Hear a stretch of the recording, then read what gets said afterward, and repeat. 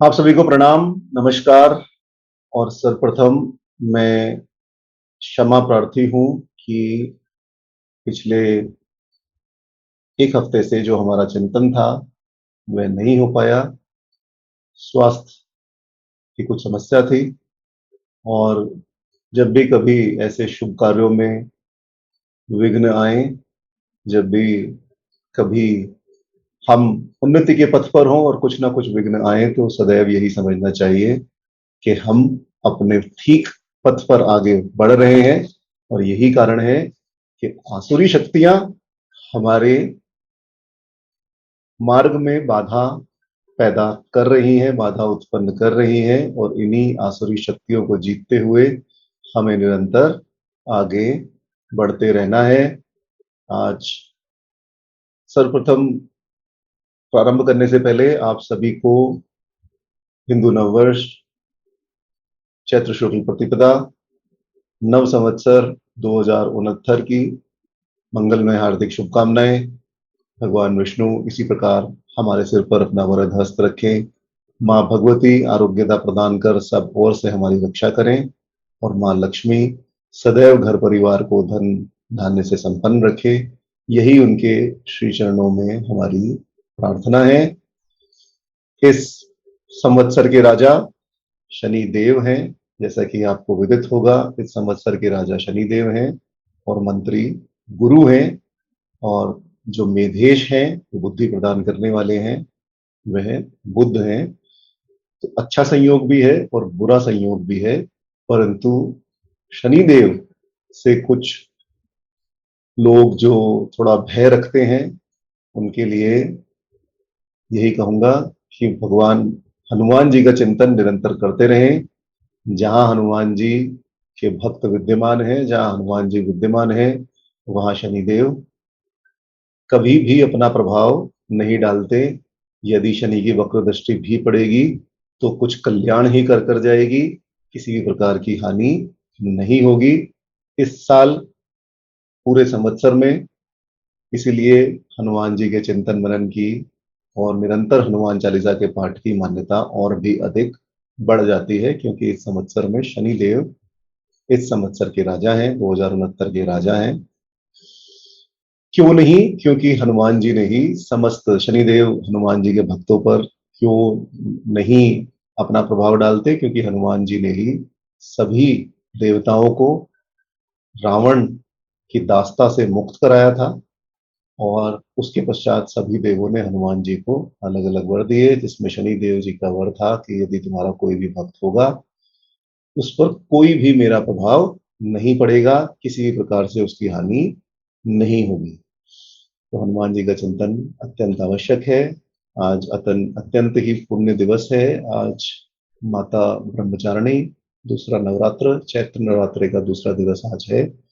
चैत्र नवरात्र द्वितीय है, माँ ब्रह्मचारिणी का दिवस है। निरंतर चिंतन हम अपने फेसबुक पेज पर माता आदिशक्ति के विषय में कर ही रहे हैं। आज सदैव की भांति सबसे पहले अपनी मन, वाणी और बुद्धि को भगवान के श्री चरणों में अर्पित करते हुए सर्वप्रथम हम ध्यान करेंगे और उसके पश्चात 16वें अध्याय का चिंतन हम कर रहे थे। 16वें अध्याय के 9वें श्लोक से हम आज प्रारंभ करेंगे। तो सर्वप्रथम ध्यान करते हुए ओम शुक्लांबरधरं देवं शशिवर्णं चतुर्भुजं प्रसन्नवदनं ध्यायेत् सर्वविघ्नोपशान्तये। शान्ताकारं भुजङ्गशयनं पद्मनाभं सुरेशं विश्वाधारं गगनसदृशं मेघवर्णं शुभाङ्गं लक्ष्मीकान्तं कमलनयनं योगी विधिर्यानगम्यं वन्दे विष्णुं भवभयहरं सर्वलोकैकनाथम्। सर्वमंगलमांगल्ये शिवे सर्वार्थसाधिके शरण्ये त्र्यंबके गौरी नारायणी नमोस्तुते। सर्वदा सर्वकार्येषु नास्ति तेषां मंगलं, येषां हृदयस्थो भगवान् मंगलायतनं हरि। तदेव लग्नं सुदिनं त्वदेव ताराबलं चंद्रबलं त्वदेव विद्याबलं दैवबलं त्वदेव लक्ष्मीपते ते ग्रीयुगं स्मरामि। लाभस्तेषा जयस्तेषा कुत्स्तेषा पराजयः येषामिन्दीवर्षामो हृदयस्थो जनार्दन विनायकं गुरुं भानुं ब्रह्मा विष्णु महेश्वरान् सरस्वतीं प्रणम्यादो सर्वकार्यार्थसिद्धये अभिषिप्तार्थ सिद्ध्यर्थम पूज्यतो ये सुरासुरे सर्वविघ्नहरस्तस्मै गणाधिपतये नमः। ओम प्रहलाद नारद पराशर पुंडरीक व्यासाम्बरीश शुक्षौनक भीष्मदालभयान रुक्मांगदा अर्जुन विभीषण युधिष्ठिरादीन पुण्यानिमान परम भागवतां स्मरामि। अश्वत्थामा बलियासो हनुमानश्च विभीषणः कृपरशुरामश्च सप्तेत चिरजीवन सप्तेतान् संस्मरे नित्यं मार्कण्डेयमथष्टमम् जीवेत वर्षशतं साग्रमपमृत्यु विनश्यति। ॐ नारायणं नमस्कृत्यं नरं चैव नरोत्तमं देवी सरस्वतीं व्यासं ततो जयमुदीरयेत्। व्यासाय विष्णुरूपाय व्यासरूपाय विष्णवे नमो वै ब्रह्मनिधये वसिष्ठाय नमो नमः। वेदे रामायणे चैव पुराणे भारते तथा आदावन्ते च मध्ये च हरिः सर्वत्र गीयते। नमोऽस्तु ते व्यास विशालबुद्धे फुलारविन्दाय तपत्नेत्रं येन त्वया भारततैलपूर्णे प्रज्वालितो ज्ञानमय प्रदीप। सर्वोपनिषदो गावो दोग्धा गोपाल नंदना पार्थो वत्स सुधीर भोक्ता गीता दुग्धम गीतामृतम महत्। वसुदेव सुतं देवं कंस चाणूरमर्दनम देवकी परमानंदम कृष्णं वंदे जगद्गुरुम।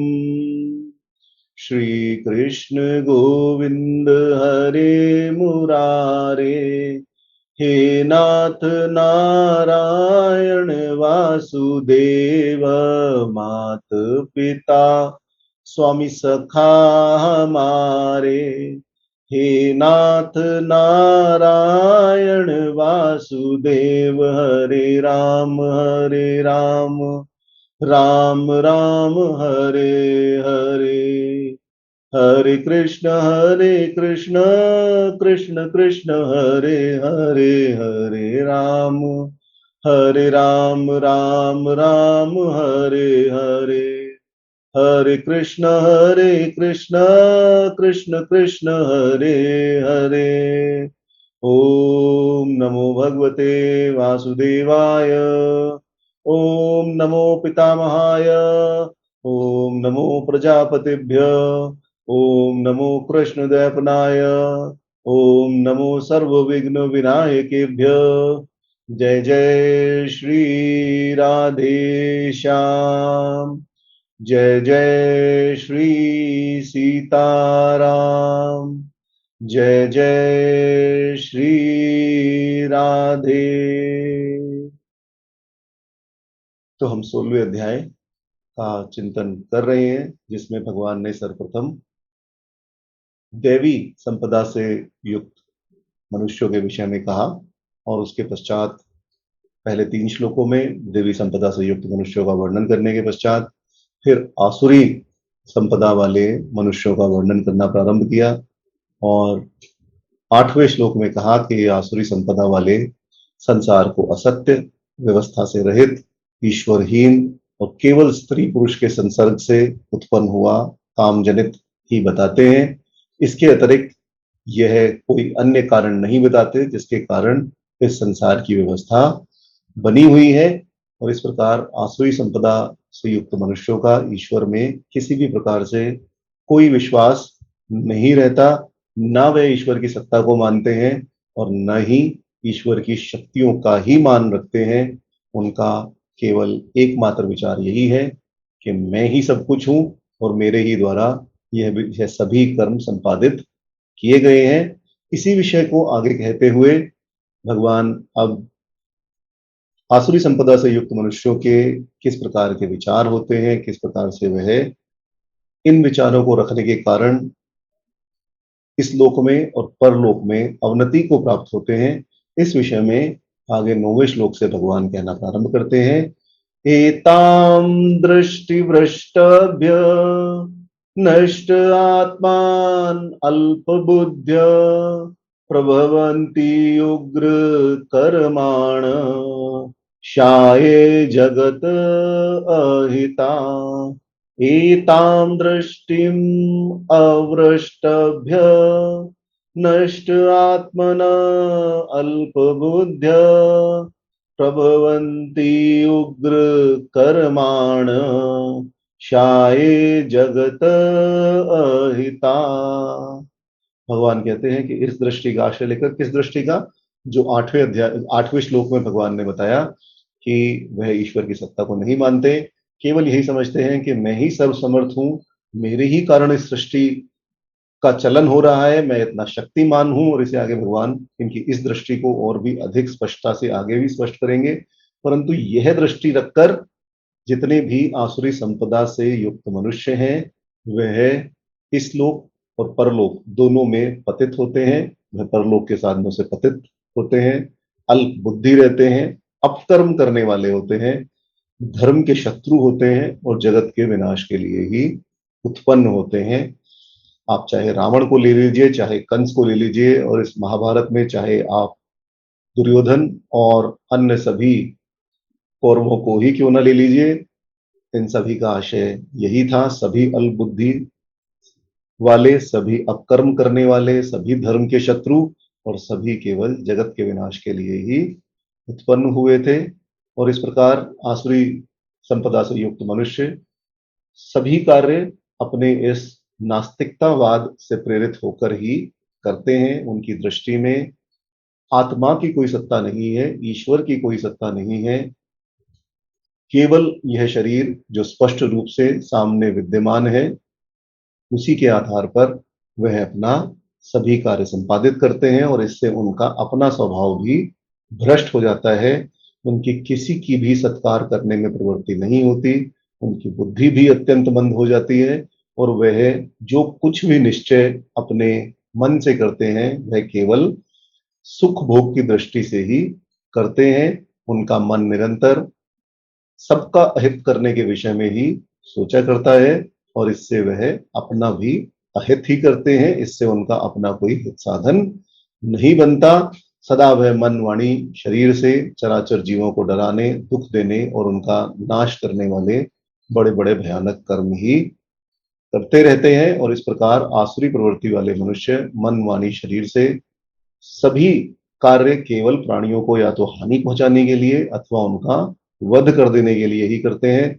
इसीलिए ऐसा कहा गया कि उनका जो सामर्थ्य है वह केवल जगत का विनाश करने के लिए ही होता है। जगत के कल्याण की भावना तो उनके मन में होती ही नहीं, इस विषय में तो वह स्वप्न में भी नहीं सोचते। सदा वह केवल जगत के अहित कारण में ही लगे रहते हैं। दृष्टि और दर्शन आप देखें तो एक ही बात है। प्रत्येक कार्य में चाहे वह अच्छा हो या बुरा हो, एक विचार, एक दर्शन, एक दृष्टि अवश्य ही होती है। समाज के कल्याण की भावना है तो समाज के कल्याण की भावना सदैव विद्यमान रहेगी। किसी विचार से प्रेरित होकर चाहे किसी भी प्रकार से समाज के कल्याण की भावना की जाए, परंतु वह भावना अवश्य ही विद्यमान रहेगी और उसके पीछे एक दृष्टि भी होगी और दर्शन भी होगा। किससे प्रेरित होकर हम कर रहे हैं, कैसे करेंगे और किस प्रकार कार्य होगा। इसी प्रकार यह आसुरी संपत्ति वालों की भी दर्शन और दृष्टि है, जो कि भगवान ने पिछले श्लोक में कही, 8वें श्लोक में कही कि इनका यह केवल नास्तिक होते हैं, ईश्वर में, आत्मा में और अन्य किसी भी ईश्वर की प्रकृति में इनका कोई भी साधन नहीं रहता। तो इस प्रकार जितने भी आसुरी संपदा से युक्त मनुष्य हैं वह केवल यही समझते रहते हैं कि किस प्रकार मेरा कल्याण हो और किस प्रकार मैं जगत का अहित कर सकूं।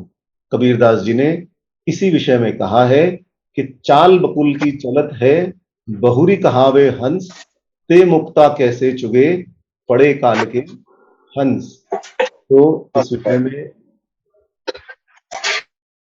इस विषय में कबीरदास जी ने जो कहा है वह यह है कि जो बगुले के आचरण में चलकर पुनः हंस कहलाते हैं वह ज्ञान मोती कैसे चुगेंगे। वह तो केवल कल्पना में ही पड़े होंगे। जैसे हमारे विचार होंगे वैसा ही हमारा आचरण होगा और उसी के अनुसार हम कार्य करेंगे। जब इन आसुरी संपदा से युक्त मनुष्यों ने केवल जगत को असत्य, अप्रतिष्ठित मान ही लिया है और वह किसी भी अवस्था में यह मानने को तैयार नहीं है कि भगवान की सत्ता है अथवा हमें अपने कल्याण पथ पर चलते हुए भगवान का परम आश्रय लेकर ही सभी कार्य करने हैं, तब उनको किसी भी प्रकार का भय भगवान से रह ही नहीं गया। उन्हें केवल अपनी शक्ति का ही परम आश्रय अथवा आधार रहता है।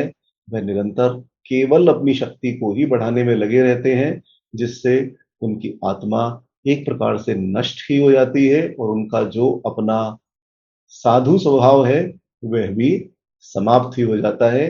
केवल प्रत्यक्ष को ही प्रमाण मान लेने की आशय से परोक्ष और व्यापक सत्ता की ओर उनकी दृष्टि जाती ही नहीं। वह केवल इतना ही समझते हैं कि इस जगत में जो कुछ प्रत्यक्ष रूप से दिखाई दे रहा है वही वास्तव में अवस्थित है। इसके अतिरिक्त कोई अन्य न तो वस्तु है और न ही कल्याण करने का साधन है। जो कल्याण करने के साधन है वह केवल सुख भोग है। मुझे सुख भोग की प्राप्ति हो रही है तो मैं अत्यंत सुख में हूं, और यदि मुझे सुख भोग की प्राप्ति नहीं हो रही तो मैं अत्यंत दुख में हूं। ऐसे इस प्रकार उनकी बुद्धि अल्प हो जाती है। इसीलिए भगवान ने यहां उन्हें अल्प बुद्धि कहा कि वह केवल एक छोटे से संपूर्ण सृष्टि के एक छोटे से अंश की ओर, जो कि स्थिर नहीं है, केवल उसी अंश की ओर देखते रहते हैं और प्रत्यक्ष मात्र को ही संपूर्ण समझ लेना बुद्धि की अल्पता का ही सूचक है। मोक्ष और धर्म के विषय में तो वह कभी सोचते ही नहीं, केवल काम और अर्थ के वशीभूत होकर ही सभी कार्य करते हैं। संसार को अपने वश में करने के लिए वह हिंसा का आश्रय लेते हैं। जो उनका कहना नहीं मानता उसका वह वध करने से भी पीछे नहीं हटते। इसलिए वह जगत के घोर शत्रु बनकर केवल संसार के नाश का उपक्रम करने में ही लगे रहते हैं।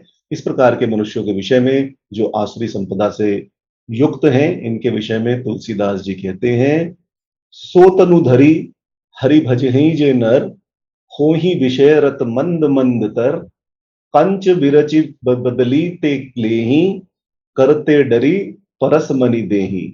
कि जो लोग मनुष्य का शरीर प्राप्त करने के पश्चात भी श्री राम का नाम नहीं लेते और सदा केवल काम अर्थ इत्यादि के बुरे विचारों में ही खोए रहते हैं, वह लोग हमेशा उसी व्यक्ति की तरह आचरण करते हैं जो पारस मणि को तो अपने हाथ से फेंक देता है और केवल कांच के टुकड़ों को ही अपने हाथ में लिए रखता है। तो इस प्रकार का आसुरी संपदा से युक्त मनुष्यों का आचरण रहता है।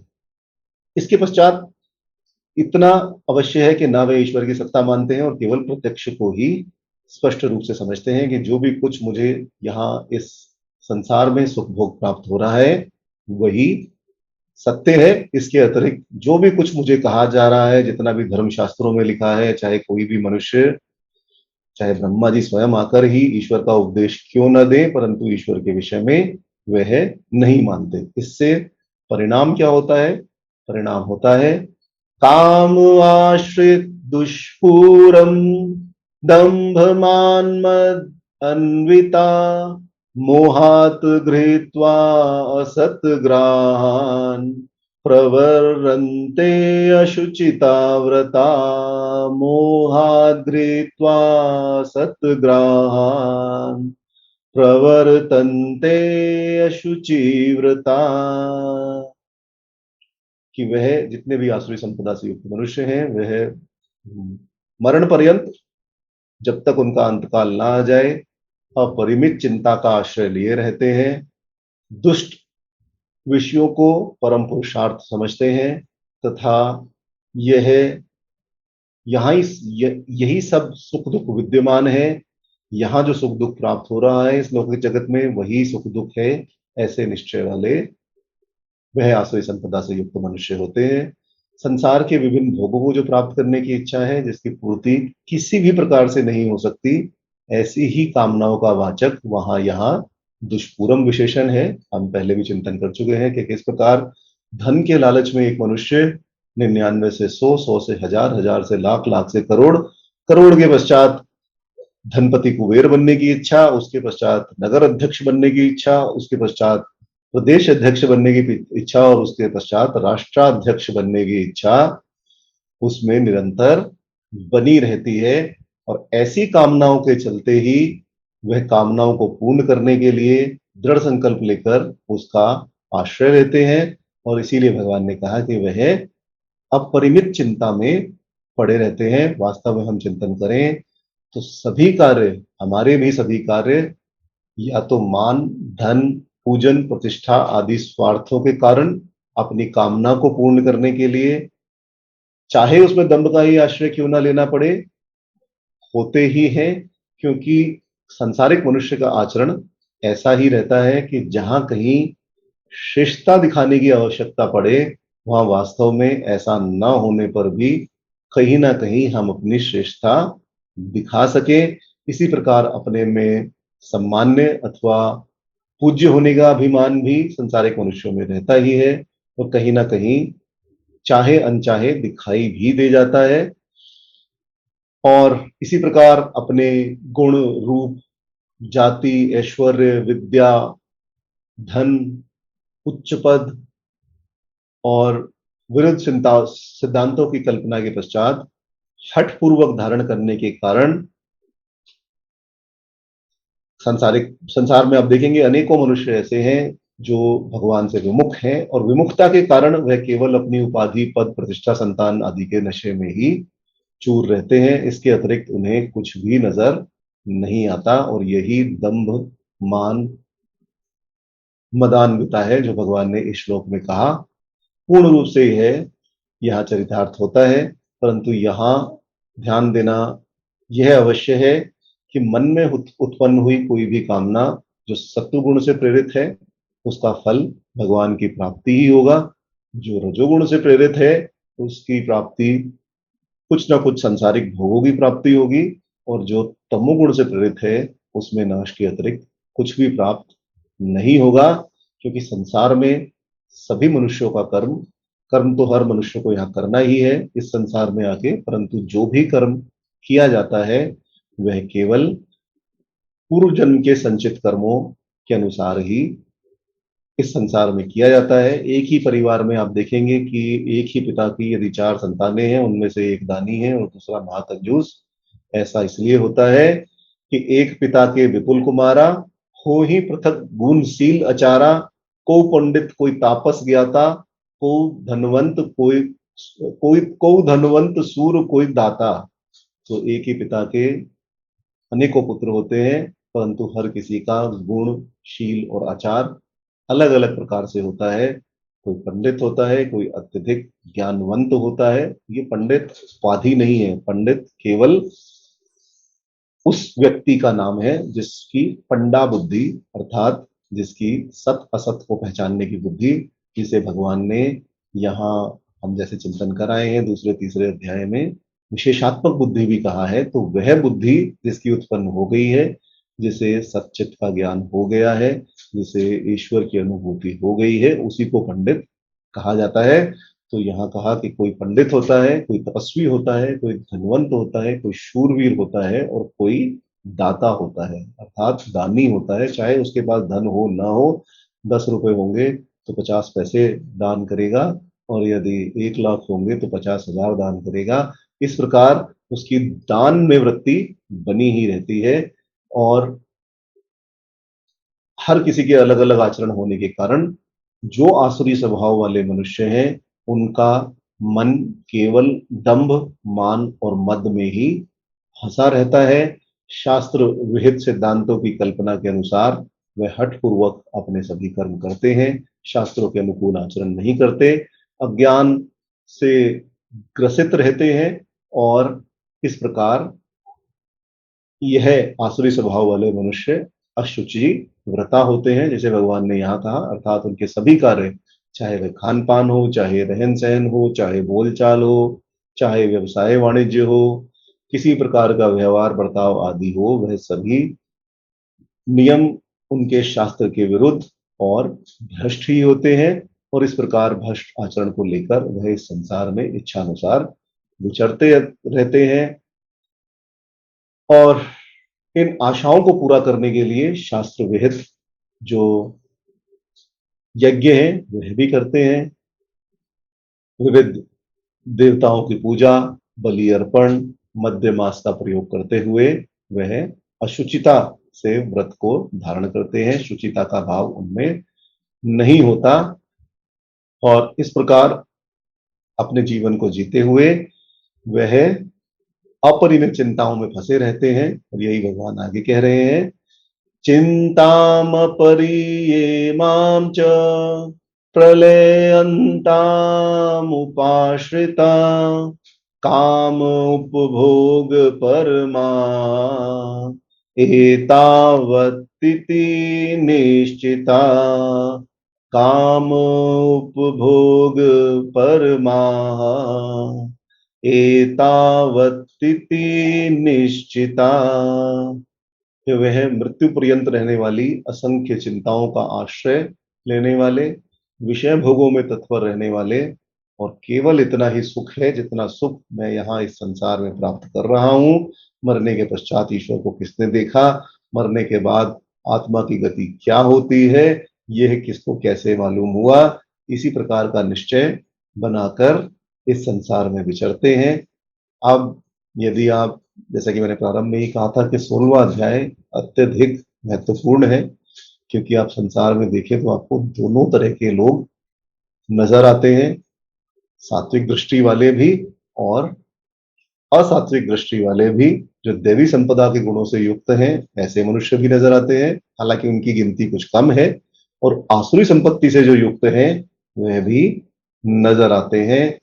और आधुनिक लोगों में तो प्राय सभी में ही कुछ कम कुछ अधिक मात्रा में यह आसुरी संपदा वाले मनुष्यों का वर्णन जो भगवान ने यहाँ किया है मिलता ही है।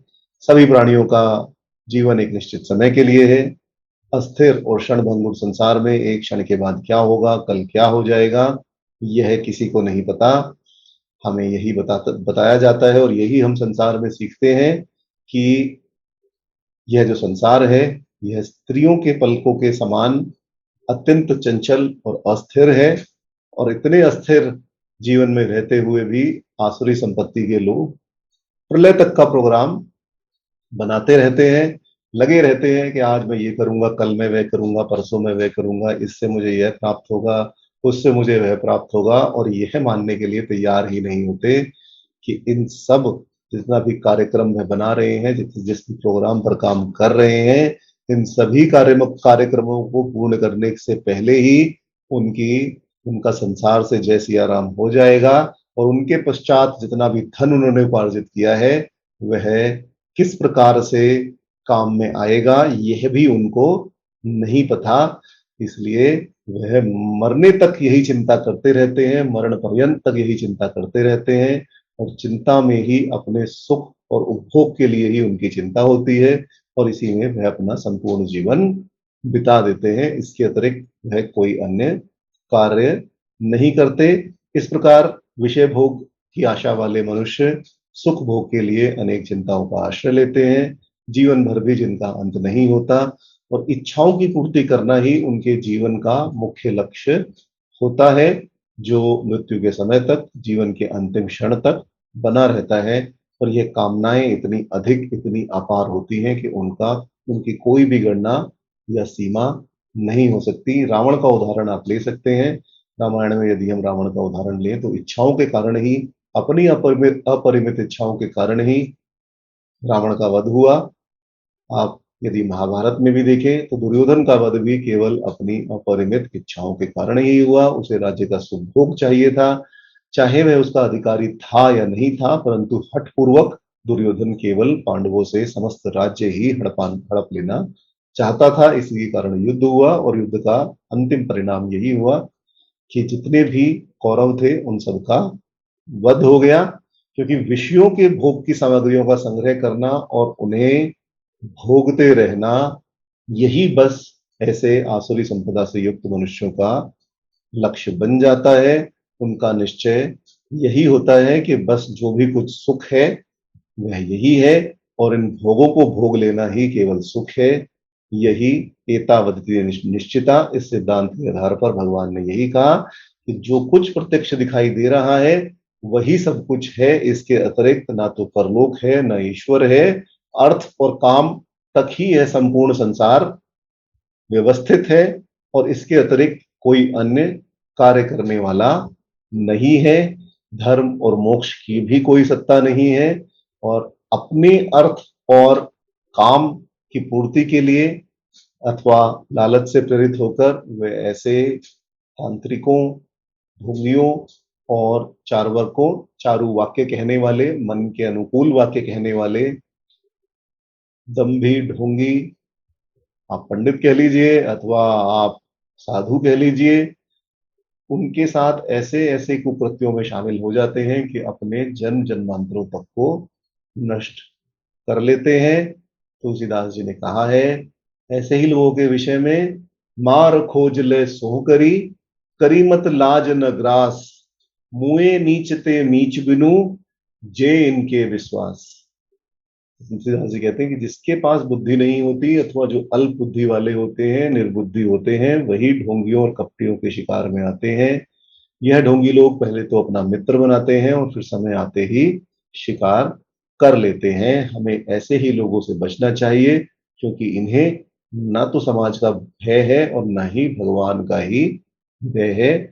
अब यदि एक सज्जन पुरुष है और एक दुर्जन पुरुष है तो सज्जन और दुर्जन पुरुष में अंतर केवल इतना ही है कि सज्जन पुरुष समाज से भी डरता है और भगवान से भी डरता है, परंतु दुर्जन पुरुष न तो समाज से डरता है, न अपने कुल इत्यादि की लाज ही रखता है और न ही ईश्वर से ही डरता है। इन्हीं आसुरी संपदा से युक्त लोगों के विषय में भगवान यहाँ निरंतर वर्णन कर रहे हैं और अगले श्लोक में भगवान कहते हैं कि यह इस प्रकार के लोग किस प्रकार के कर्म करते हैं, यह बताते हुए भगवान आगे कहते हैं, आशा पाश शतै बद्धा काम क्रोध परायणा, इहन्ते काम भोगर्थम अन्यानेनर्थ संचयान, इहन्ते काम भोगर्थम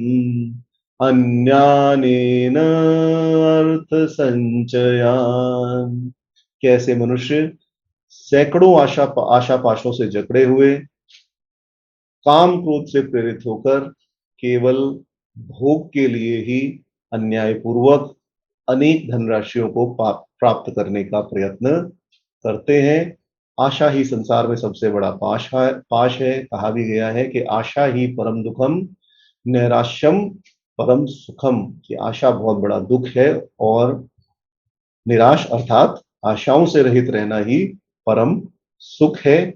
आसुरी संपदा से युक्त लोग एक दो नहीं, हजारों, सैकड़ों, लाखों आशा पाशों से बंधे रहते हैं, काम क्रोध के परायण हो जाते हैं, क्योंकि जब उनकी इच्छा पूरी नहीं होती, दूसरे अध्याय में हम देख आए हैं जब भगवान ने कहा था कि क्रोध की उत्पत्ति कैसे होती है, तब उन्होंने यही क्रम समझाया कि सबसे पहले आशा होती है और जब वह आशा पूर्ण नहीं होती तब क्रोध उत्पन्न होता है।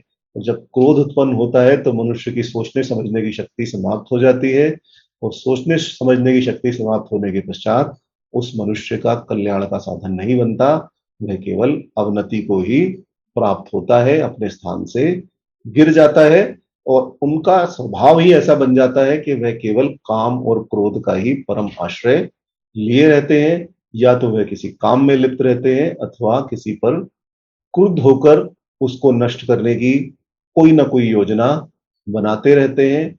अपनी कामनाओं के उपभोग के लिए उन्हें द्रव्य की आवश्यकता, पैसे की आवश्यकता, धन की आवश्यकता पड़ती है और उस धन को कमाने के लिए वह न्याय अन्याय का विचार भी नहीं करते। इसलिए लूटपाट करके, हत्या करके, डाका डाल के, चोरी करके, युद्ध के द्वारा निरंतर वह अर्थ का संचय करने की अभिलाषा ही अपने मन में रखते हैं। न्याय का उनके जीवन में कोई स्थान नहीं होता। इसलिए एक सभ्य पुरुष की भांति कठोर परिश्रम कर द्रव्य संग्रह करना, धन संग्रह करना वह जानते ही नहीं। और इस प्रकार आसुरी स्वभाव वाले मनुष्य सैकड़ों आशाओं के पाशों में बंधे हुए मन के कामोपभोग की अनेक प्रकार की कल्पनाएं करते हुए ही जीवित रहते हैं और उन कल्पनाओं की पूर्ति करने के लिए वह अनेकों आशाएं भी लगाए रखते हैं। कभी उनका मन किसी एक आशा की ओर खींचता है और कभी किसी अन्य आशा की ओर खींचता है, और इस प्रकार आशाओं के बंधन से वह कभी छूट ही नहीं पाते, और आशाओं के बंधन से न छूटने के कारण सदैव काम क्रोध के ही परायण रहते हैं।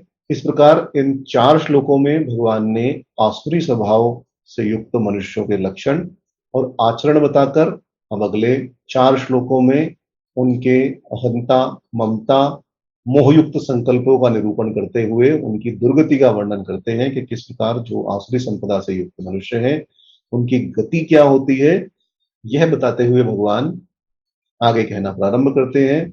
इदं मद्य मया लब्ध्या इमं प्राप्यसे मनोरथम् इदम् अस्ति इदम् अपि मे भविष्यति पुनः धनम् इदम् अस्ति इदम् अपि मे भविष्यति पुनर्धनम्।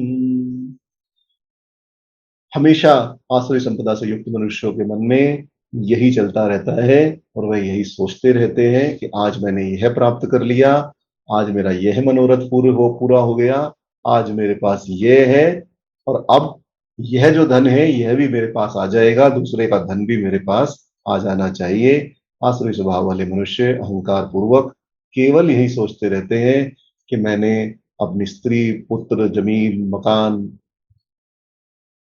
मान, बड़ाई इत्यादि सभी मनोवांछित वस्तुएं तो मैंने अपने पुरुषार्थ से प्राप्त कर ली, केवल मेरा ही पुरुषार्थ है, दैव का इसमें कोई भी योग नहीं है, और जो अन्य मनोवांछित वस्तुएं हैं जिनकी मैं कामना करता हूं उसे भी केवल अपने पुरुषार्थ से ही प्राप्त कर लूंगा। अभी मेरे पास इतना धन और ऐश्वर्य आ गया है और इससे अधिक मैं और कार्य करूंगा तो और भी इतना ही अधिक हो जाएगा, क्योंकि माया मरी न मन मरा और मर मर गया शरीर, आशा तृष्णा न मरी कह गए दास कबीर। ऐसे लोगों की आशा और तृष्णा कभी भी समाप्त नहीं होती और आशा के अनेक पापों में बंधे हुए इस प्रकार के मनुष्य आशाओं को पूर्ण करने के लिए इस प्रकार से अंधे बने रहते हैं कि वह यह भी नहीं समझ पाते कि माया है दो भांत की, देखो कर बजाई, एक मिलावे राम सो एक नरक ले जाई। तो वह ये भी नहीं समझ पाते क्योंकि भगवान पहले ही कह चुके हैं कि उनकी बुद्धि अल्प हो जाती है, वह अल्प बुद्धि वाले होते हैं और इस कारण वह यह नहीं समझ पाते कि माया, भगवान की माया तो इस संसार में है ही और इस माया का आश्रय भी हमें संसार में लेना है, परंतु इस माया के प्रभाव से या तो हम सदगति की प्राप्ति कर सकते हैं, ईश्वर को प्राप्त कर सकते हैं एक मिलावे राम सो, अथवा अवनति को प्राप्त होकर, अधोगति को प्राप्त होकर हम नरक में भी जा सकते हैं। यह सोचने समझने की शक्ति नहीं रहती और निरंतर यही चिंतन करते हुए कि आज मेरे पास ये है, कल मेरे पास वह होगा, वह यही सोचते हैं। असो मया हतः शत्रु हनिष्ये च अपरानपि ईश्वर अहम अहम भोगी सिद्ध अहम बलवान सुखी। वे निरंतर यही सोचते हैं कि मेरा ये जो शत्रु था इसको तो मैंने मार डाला और अभी दूसरा जो मेरा शत्रु है इसको भी मैं समाप्त कर दूंगा। मैं ही ईश्वर हूं, मैं ही भोगी हूं, मैं ही सिद्ध हूं, मैं ही बलवान हूं और मैं ही सुखी हूं।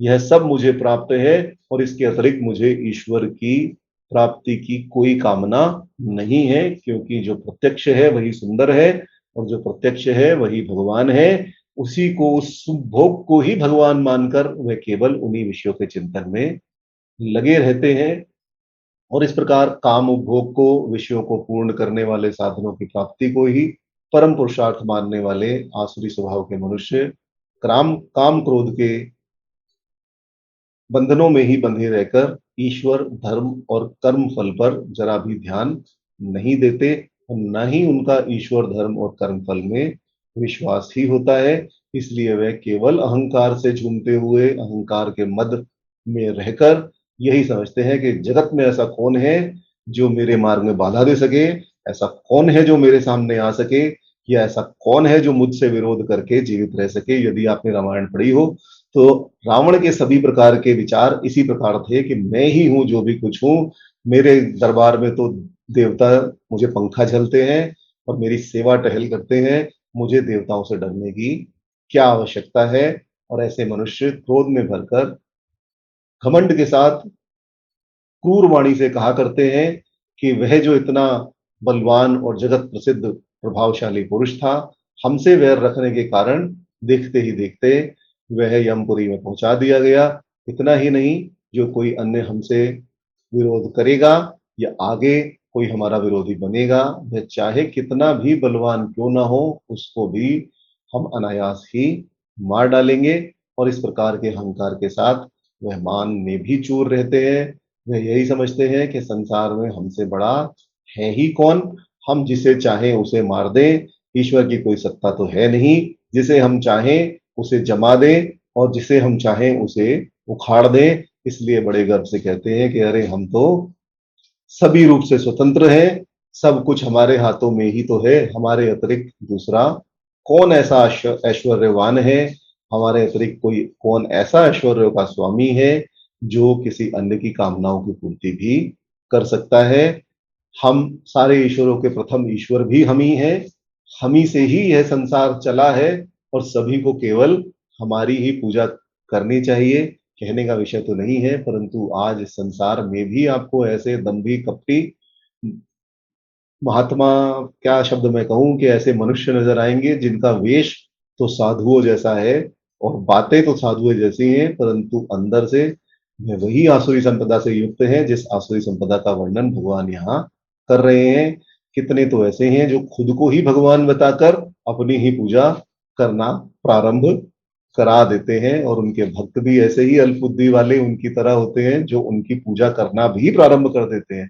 अरे जब साक्षात ईश्वर इस जगत में विद्यमान है, तब तुम्हें लौकिक मनुष्यों के रूप में क्यों पढ़ना है। जब श्री कृष्ण की वाणी साक्षात भागवत गीता के रूप में जीवन पथ पर मार्ग प्रदर्शित करने वाली है, तब हमें लौकिक मनुष्यों के विषय में सोचना ही क्यों है। और मनुष्य हो भी तो ऐसा हो, गुरु हो भी तो ऐसा हो, जिस प्रकार के नरहरि गुरु थे, जिन्होंने तुलसीदास जी को, जो स्वयं तुलसीदास जी कहते हैं कि मैं तो ऐसा था कि कुत्ते की तरह हर घर पर जाकर चाट चाट कर खाता था, पत्तल चाट चाट कर खाता था, तब भी मेरा पेट नहीं भरता था, और कहाँ अब गुरु के प्रभाव से मैं ऐसा बन गया कि सभी लोग मेरा नाम जपते हैं। इसी प्रकार कबीरदास जी के विषय में भी कहा जा सकता है। तो संत हो तो ऐसे हो, और ऐसे संत भी विद्यमान है, ऐसा नहीं है कि ऐसे संत विद्यमान नहीं है, ऐसे संत भी विद्यमान है जो अत्यंत ऐश्वर्य से संपन्न है, परंतु वह दिखावे में नहीं पड़ते। और क्योंकि दिखावे में नहीं पड़ते, क्योंकि उनकी मार्केटिंग नहीं होती, तो हमें उनके विषय में पता भी नहीं चलता। परंतु यदि कभी कहीं साधु संघ का वास हो, तो आपको ऐसे ऐसे साधु भी नजर आएंगे जो किसी प्रकार की कोई आशा नहीं रखते। परंतु जो आसुरी संपदा से युक्त मनुष्य है, वह ऐसा नहीं समझते। वह केवल यही समझते हैं कि सभी ऐश्वर्यों के हम ही स्वामी हैं और समस्त ऐश्वर्य का भोग भी हम ही करने वाले हैं। हमने अपने जीवन में कभी विफलता का अनुभव नहीं किया। क्यों नहीं किया? क्योंकि हमारा ही पुरुषार्थ सबसे अधिक है, और जहां हमने हाथ डाला वही हमें सफलता प्राप्त हुई। इस प्रकार हमारा जीवन सदा सफल है, परम सिद्ध है। भविष्य में होने वाली घटना हमें पहले से ही मालूम हो जाती है, हम सब कुछ जानते हैं, कोई बात हमसे छिपी नहीं है। इतना ही नहीं, हम बड़े बलवान हैं, हमारा मनोबल अथवा शारीरिक बल इतना अधिक है, उसका प्रभाव इतना अधिक है कि जो कोई भी इसका सहारा लेगा, वह उसी बल से समस्त जगत पर विजय प्राप्त कर लेगा। इसी कारण हम परम सुखी हैं, और दूसरों को सुखी बनाने की भी हम अपने दंभ और अहंकार के द्वारा हम यह विश्वास रखते हैं कि दूसरों को भी सुखी बना सकते हैं। संसार के सभी सुख सदा हमारी ही सेवा करते हैं और करते रहेंगे। इस प्रकार के विचार उन आसुरी आसुरी संपदा से युक्त मनुष्यों की होती है, और इस प्रकार वह अपने सामने संपूर्ण जगत को केवल घास फूस तिनकों के समान ही समझते हैं। जिस वस्तु की कामना उन्हें हो जाती है, उसे प्राप्त करने के लिए चाहे किसी प्रकार का साधन क्यों ना करना पड़े, चाहे कितना भी शास्त्र विरुद्ध कार्य क्यों ना करना पड़े, वह उससे नहीं चूकते। क्योंकि अहंकार के मद में वह अपने बराबर का किसी को समझते ही नहीं। शास्त्रों में आप किसी भी राक्षस का उदाहरण क्यों न लें, वह सभी, इन सभी जो भी बातें भगवान ने यहाँ कही हैं, उन पर एक एक अक्षर पर अक्षरशः सत्य उतरते हैं।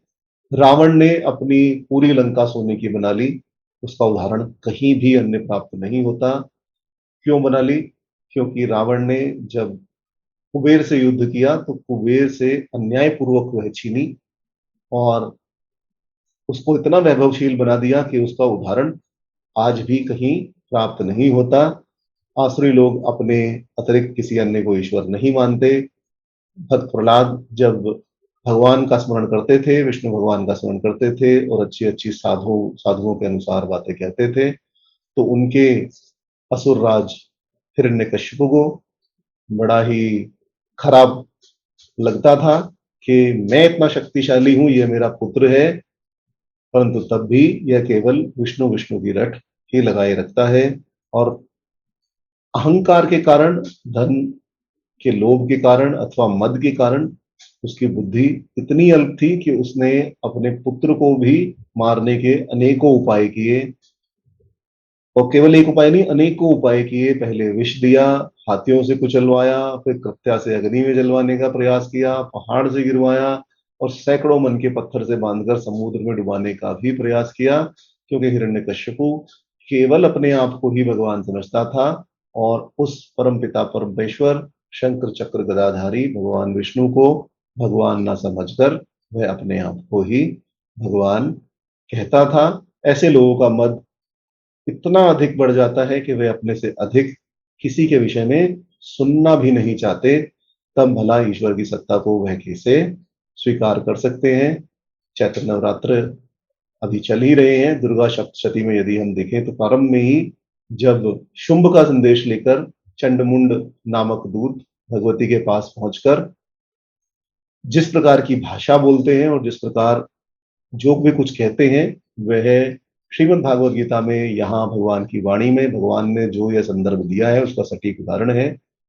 वह जाकर परमेश्वरी आदिशक्ति भगवती माता से कहते हैं कि देवी दैत्येश्वर शुंभस्त्रय लोके परमेश्वर दूतो अहम प्रेषित तेन त्वया आकाश महिगिता। कि देवी दैत्यराज शुंभ इस समय तीनों लोकों के परमेश्वर हैं, मैं उन्हीं का भेजा हुआ दूत हूं और यहाँ तुम्हारे ही पास आया हूं उनकी आज्ञा से। उनकी आज्ञा सभी देवता एक स्वर से मानते हैं, उनका कोई भी उल्लंघन नहीं कर सकते। वही संपूर्ण देवताओं को परास्त कर चुके हैं। उन्होंने तुम्हारे लिए जो संदेश दिया है वह सुनो। और संदेश क्या था? संदेश था मम त्रैलोक खिलम मम देवा वशानुगा यज्ञ भागा अहम सर्व अनुपशामी पृथक पृथक। कि संपूर्ण त्रिलोकी मेरे ही अधिकार में है, देवता भी मुझसे अधीन होकर चलते हैं, समस्त यज्ञों के भोग को भी मैं अलग अलग प्रकार से भोगता हूं। त्रैलोके वत्र रत्नानि मम वंशा अन्य शेष तथैव गजरत्नम च हत्वा देवेंद्र वाहनम। कि तीनों लोकों में जितने भी श्रेष्ठ रत्न है वह सभी मेरे अधिकार में है। देवराज इंद्र का जो वाहन ऐरावत है, जो हाथियों में रत्न के समान है, वह भी मैंने छीन लिया है। क्षीर सागर का मंथन करने के समय जो अश्वरत्न उच्च श्रेवा प्रकट हुआ था, समस्त देवताओं ने मेरे पैरों में पड़कर उसे समर्पित कर दिया है। हे सुंदरी, उसके अतिरिक्त जितने भी रत्नभूत पदार्थ हैं, देवताओं गंधर्वों और नागों के पास जितने भी रत्नभूत पदार्थ हैं वह सभी मेरे पास ही आ गए हैं। और स्त्री रत्न भूतवा त्वाम देवी लोके मनमाहे वयम सत्वामस्य सत्वामस्य अनुपच्छ अनुपागच्छ यतो रत्न भुजो वयम। कि हम सभी संसार की स्त्रियों में तुम्हें रत्न मानते हैं, इसलिए तुम भी हमारा ही शरण ग्रहण कर लो। क्योंकि रत्नों का उपभोग करने वाले हम ही तो हैं, हमारे अतिरिक्त और कौन है। चंचल कटाक्षों वाली है सुंदरी, यदि तुम मेरे या मेरे भाई महापराक्रमी निशुंभ की सेवा में आ जाओ तो तुम रत्न स्वरूपा, तुम्हें आ जाना चाहिए क्योंकि तुम रत्न स्वरूपा ही हो। और मेरा वर्ण करने से तो तुम्हें अतुलित महान ऐश्वर्य की प्राप्ति होगी।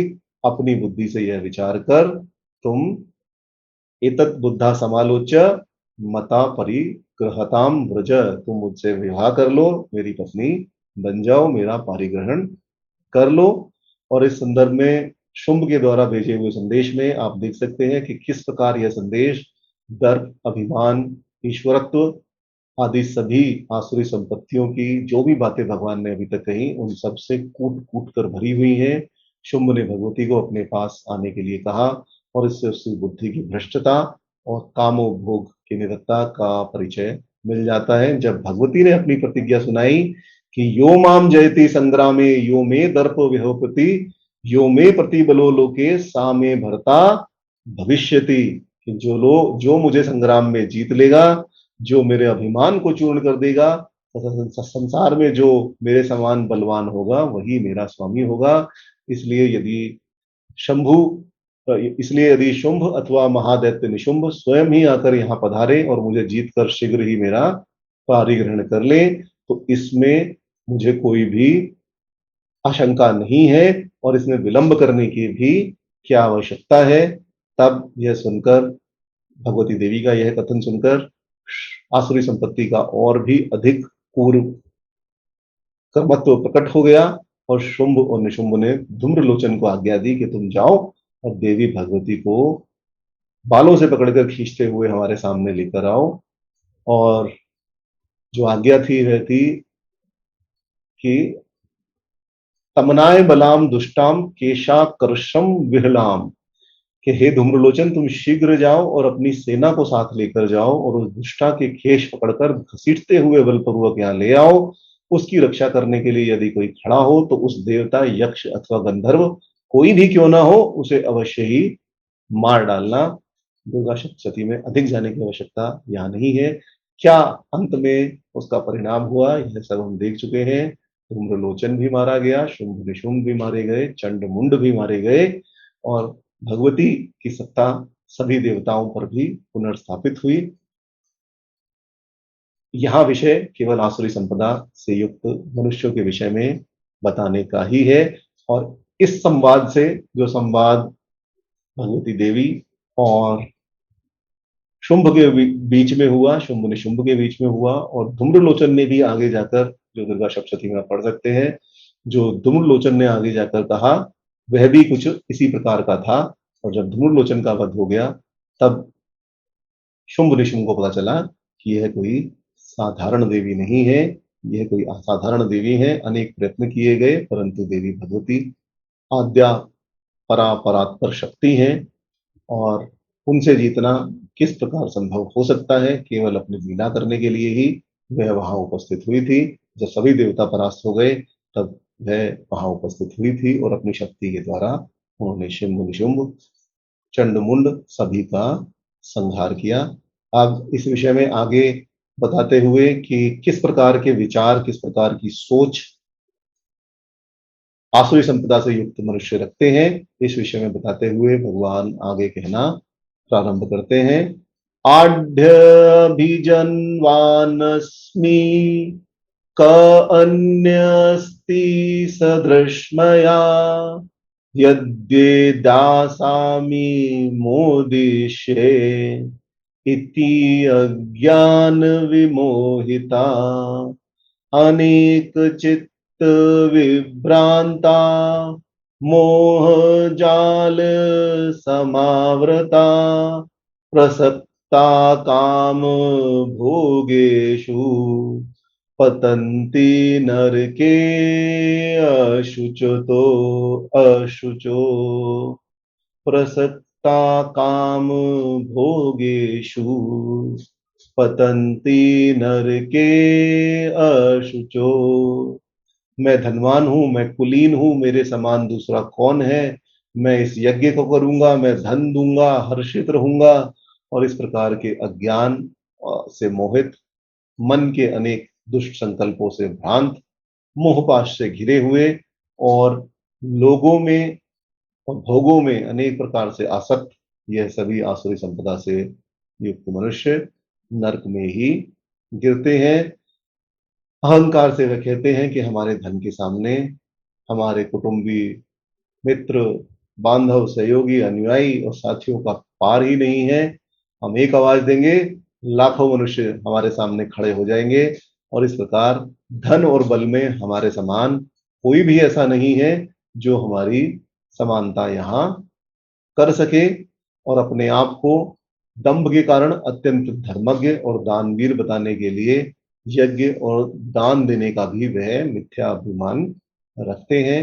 अभिप्राय यह है कि आसुरी स्वभाव वाले मनुष्य वास्तव में न तो सात्विक यज्ञ करते हैं, ना ही सात्विक दान करते हैं, जिसका चिंतन हम पहले कराए हैं, और न ही करना चाहते हैं। वह केवल दूसरों पर अपना अधिकार क्षेत्र दिखाने के लिए, दूसरों पर रोब जमाने के लिए वह यज्ञ और दान का ढोंग रचकर अपने घमंड को व्यक्त करते हुए कहते हैं कि देखो मैंने इतना बड़ा यज्ञ किया, देखो मैंने इतना दान दिया, मेरे समान दान देने वाला दूसरा कौन है। परंतु वह यह भूल जाते हैं कि भगवान तो सुदामा के फटे हुए चिथड़ों में बंधे हुए थोड़े से चिवड़े को पाकर ही खुश हो जाते हैं। अत्यंत भोग की आवश्यकता भगवान को नहीं है, क्योंकि भगवान केवल भाव के ही भूखे हैं। इसके अतिरिक्त भगवान अब जो सबको प्रदत्त, सब कुछ प्रदत्त ईश्वर है, जिसके द्वारा इस संसार के समस्त भोग प्राप्त होते हैं, उनको हम इन संसारिक भोगों से कैसे प्रसन्न कर सकते हैं। तो भक्ति, श्रद्धा और मन का सात्विक भाव ही भगवान को प्रिय है, और इसलिए इतने यज्ञ करने का और किसी भी प्रकार से दान देने का कोई भी फल उन्हें नहीं रहता, परंतु वह सुख संपत्ति से युक्त होकर, मिथ्याभिमान से युक्त होकर, अनेक प्रकार की डींग हाँकते हुए गर्व में भरकर कहते हैं कि आहा, अब हम ये यज्ञ करेंगे, इस यज्ञ से हमें इस फल की प्राप्ति होगी, फिर हम आनंद में रहेंगे, मजे उड़ाएंगे, और फिर इस संसार पर हम ही राज्य करेंगे। और इस प्रकार आसुरी स्वभाव वाले मनुष्यों का मन अनेक विषयों में विविध प्रकार से विभ्रांत हुआ रहता है, अनेक प्रकार के भ्रम में फंसा रहता है। वह किसी भी एक विषय पर स्थिर नहीं रहते, अनेक विषयों में भटकते रहते हैं। जिस प्रकार मछली जाल में फंसकर घिरी रहती है और छटपटाती रहती है, ऐसे ही आसुरी स्वभाव वाले मनुष्य अविवेक रूपी मोहमाया के जाल में फंसकर उससे घिरे रहते हैं, और जिंदगी भर निरंतर जब तक उनका जीवन रहता है तब तक छटपटाते रहते हैं।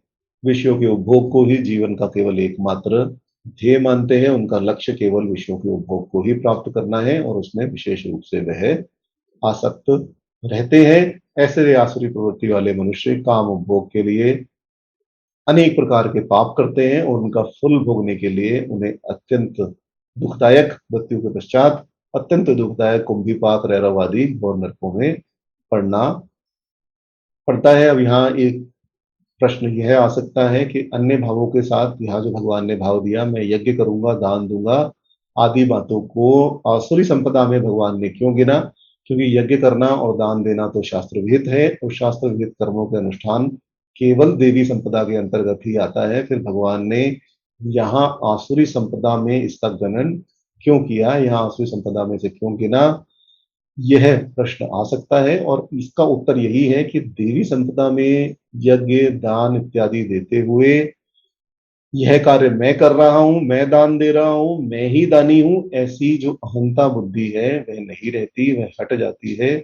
और भगवान ही यह कर रहे हैं, भगवान ही यह करवा रहे हैं, मैं तो केवल एक निमित्त मात्र हूं। भगवान की ही प्रेरणा से मैं यह सब कर रहा हूं, इसका शुभ फल मुझे कुछ भी प्राप्त न हो।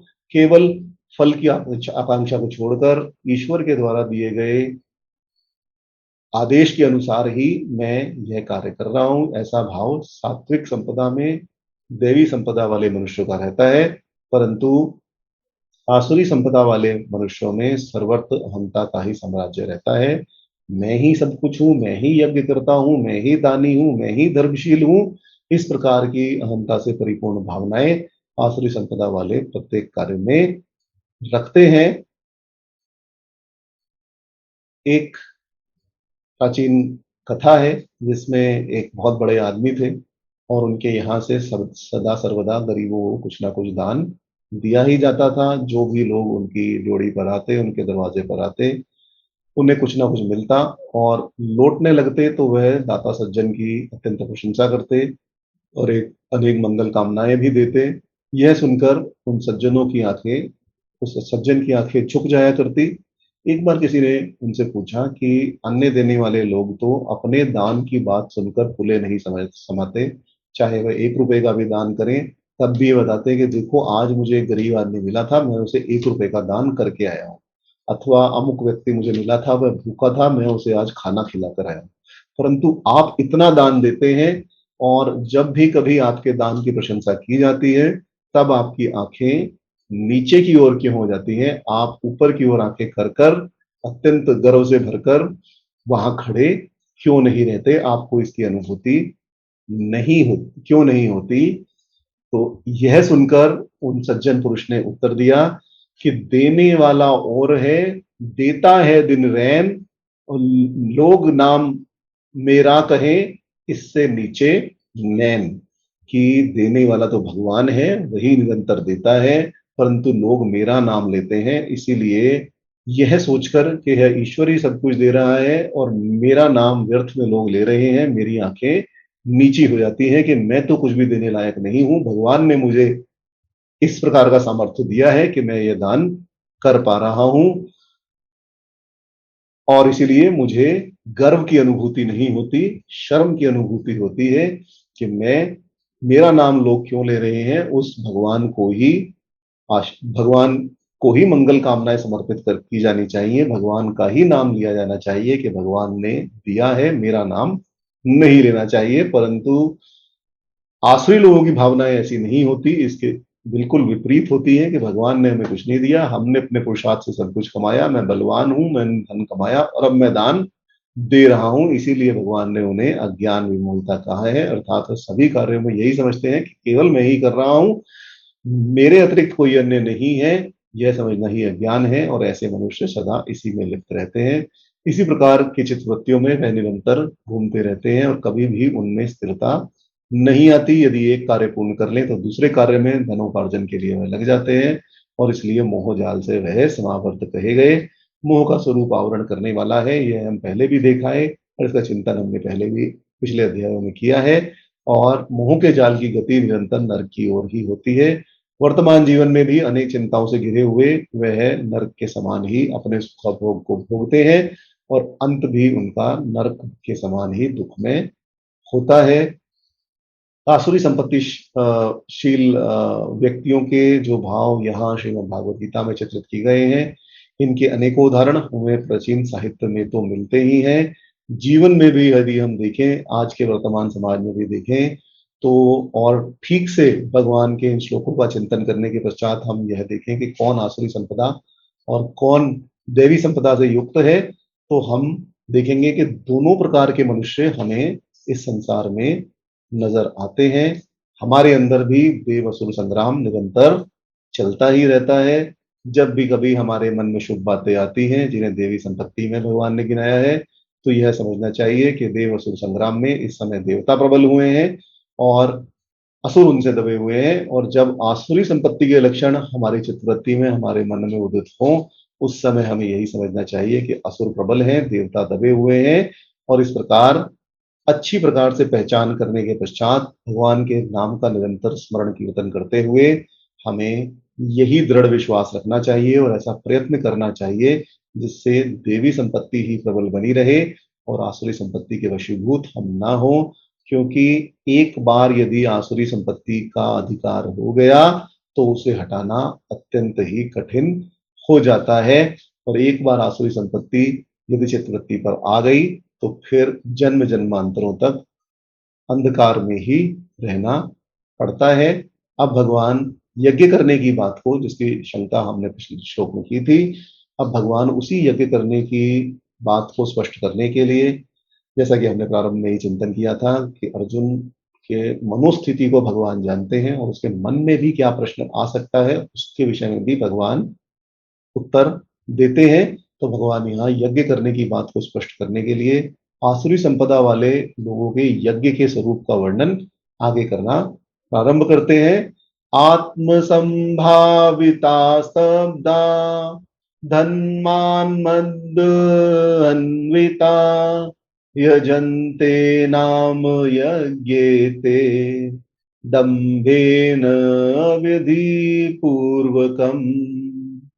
कि अपने आप को ही पूज्य समझने वाले, नम्रता से शून्य, धन के अभिमान में भरे हुए और उससे उत्पन्न हुए धन के अभिमान से उत्पन्न हुए मति भ्रम से व्याप्त हुए लोग नाम मात्र के यज्ञों को बिना उचित विधि के करते हैं, अविधि पूर्वकम, बिना किसी उचित विधि के करते हैं।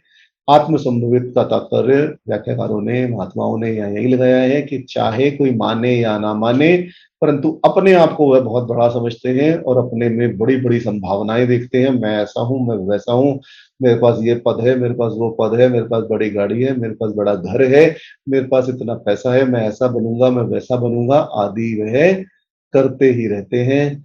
शब्द का अर्थ यहाँ ये है कि वह पूज्य पुरुषों के आने पर उन्हें शिष्टाचार प्रदर्शन के लिए प्रणाम भी नहीं करते, क्योंकि उनकी दृष्टि में उनसे ऊपर कोई है ही नहीं।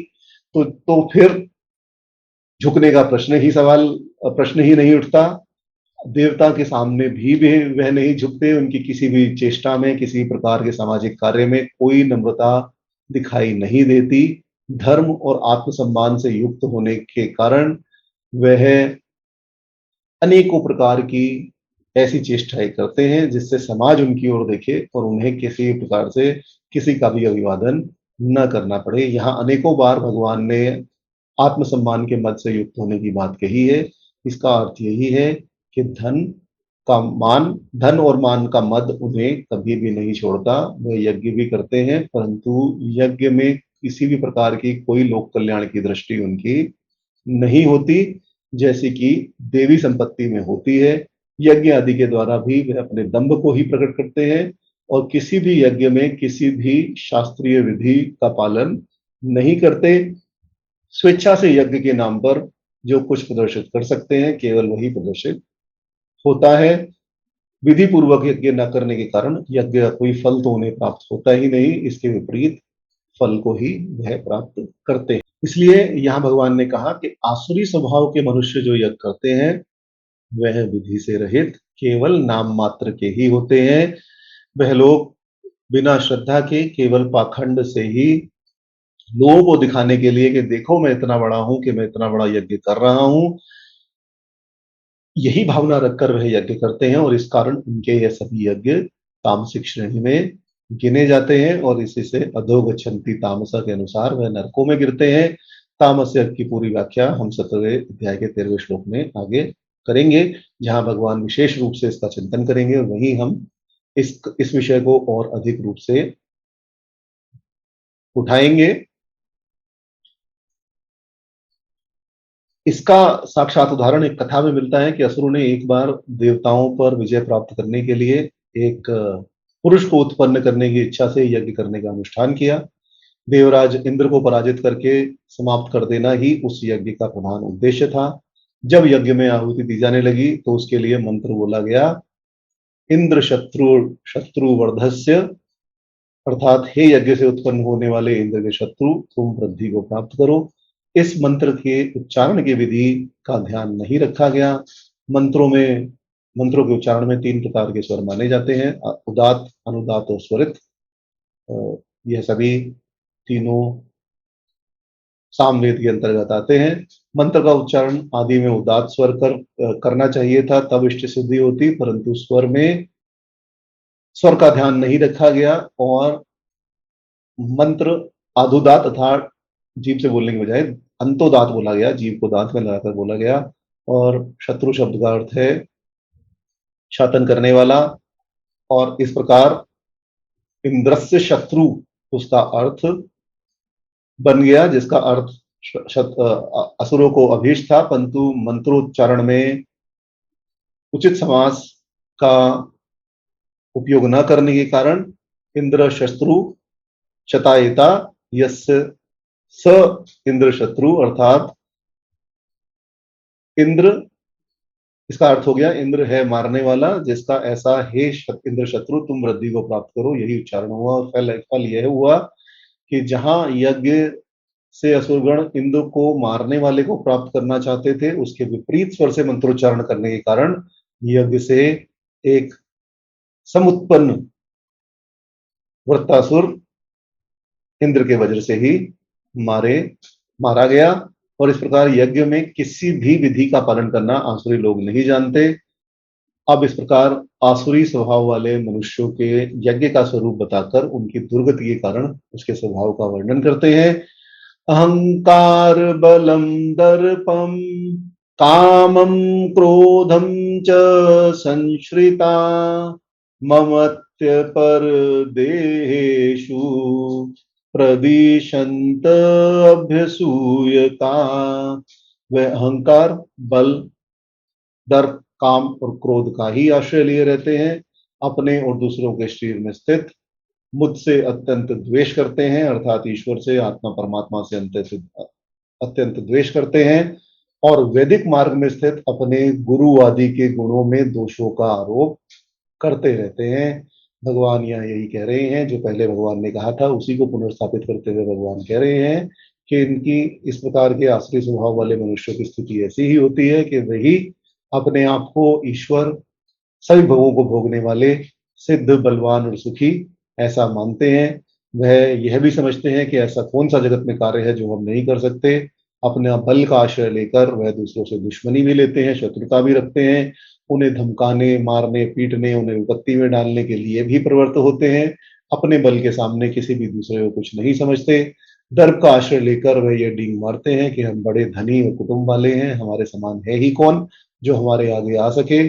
काम का आश्रय लेकर वह अनेक प्रकार के दुराचार करते हैं और क्रोध के परायण होकर कहते हैं कि जो भी कोई हमारे प्रतिकूल कार्य करेगा अथवा हमारा अनिष्ट करने की चेष्टा करेगा, उसका हम वध कर देंगे, उसे मार डालेंगे। और इस प्रकार केवल अहंकार, बल, दर्प, काम और क्रोध का आश्रय लेकर उसी के बल पर वह अनेक प्रकार की कल्पना जल्पना किया करते हैं। जो भी कुछ कार्य हैं उनके सभी कार्य इसी प्रेरणा से और इसी अवलंबन पर होते हैं।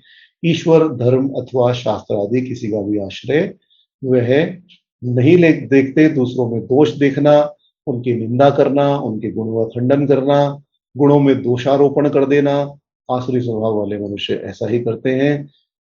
संसारिक मनुष्यों की तो बात ही क्या है, वह भगवान में और संत पुरुषों में भी केवल दोष ही दिखते हैं। संसार में आपको अनेक मनुष्य नजर आ जाएंगे जो आज भी भगवान पर दोषारोपण करते हैं कि भगवान ने ऐसा किया, यह कायरता का कार्य था, भगवान ने वैसा किया, ऐसा नहीं करना चाहिए था, यह विरोचित का कार्य नहीं था।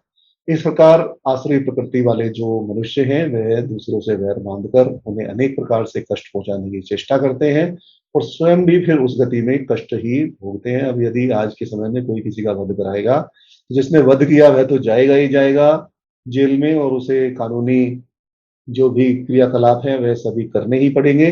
परंतु उसके साथ जो उसको प्रेरणा देने वाला होगा, इंस्टिगेटर होगा, वह भी जेल में ही जाएगा। और इस प्रकार वह स्वयं दूसरों को भी कष्ट देते हैं और स्वयं भी कष्ट ही भोगते हैं। प्रत्येक शरीर में विद्यमान परमेश्वर के साथ वे या तो द्वेष करते हैं और या कहते हैं कि परमेश्वर का कोई भी अस्तित्व नहीं है। और इस प्रकार भगवान ने यहाँ यही भाव दिखाया है कि किसी से विरोध अथवा द्वेष करना, किसी का अनहित करना, किसी को दुख पहुंचाना और दूसरों के शरीर में स्थित परमेश्वर से, इस प्रकार किसी से भी द्वेष रखना परमेश्वर से द्वेष रखना ही है, क्योंकि जब समस्त शरीरों में भगवान ही विद्यमान है तब उनसे द्वेष रखना अर्थात परमेश्वर से ही द्वेष रखना है। अपने में विद्यमान और अविद्यमान गुणों का अपने आप पर आरोप कर उसका प्रदर्शन कर लेना अहंकार है। वास्तव में आत्मा असंग है, परंतु यह इस प्रकार के लोग आत्मा पर ही समस्त विद्यमान और अविद्यमान गुणों को आरोपित कर देते हैं। मैं ऐसा हूं, यह कर सकता हूं कहकर वह अहंकार से आच्छन्न होकर यही समझते हैं कि मेरे अंदर इतनी शक्ति है कि मैं सब कुछ कर सकता हूं। हालांकि अपने बल का आश्रय सदैव बुरा नहीं होता और बुरी बात नहीं है। मोक्ष मार्ग में भी नाम बल की अत्यंत आवश्यकता है। तो कहा भी गया है कि नाय आत्मा बलहीनेन लभ्य, कि बलहीन को आत्मा की प्राप्ति नहीं होती, परंतु दैवी संपत्ति में बल जहां आत्मरक्षा और आत्मचिंतन के लिए उपयोग होता है, वहीं आसुरी संपदा में उसी बल का उपयोग केवल दूसरों को कष्ट देने में ही होता है।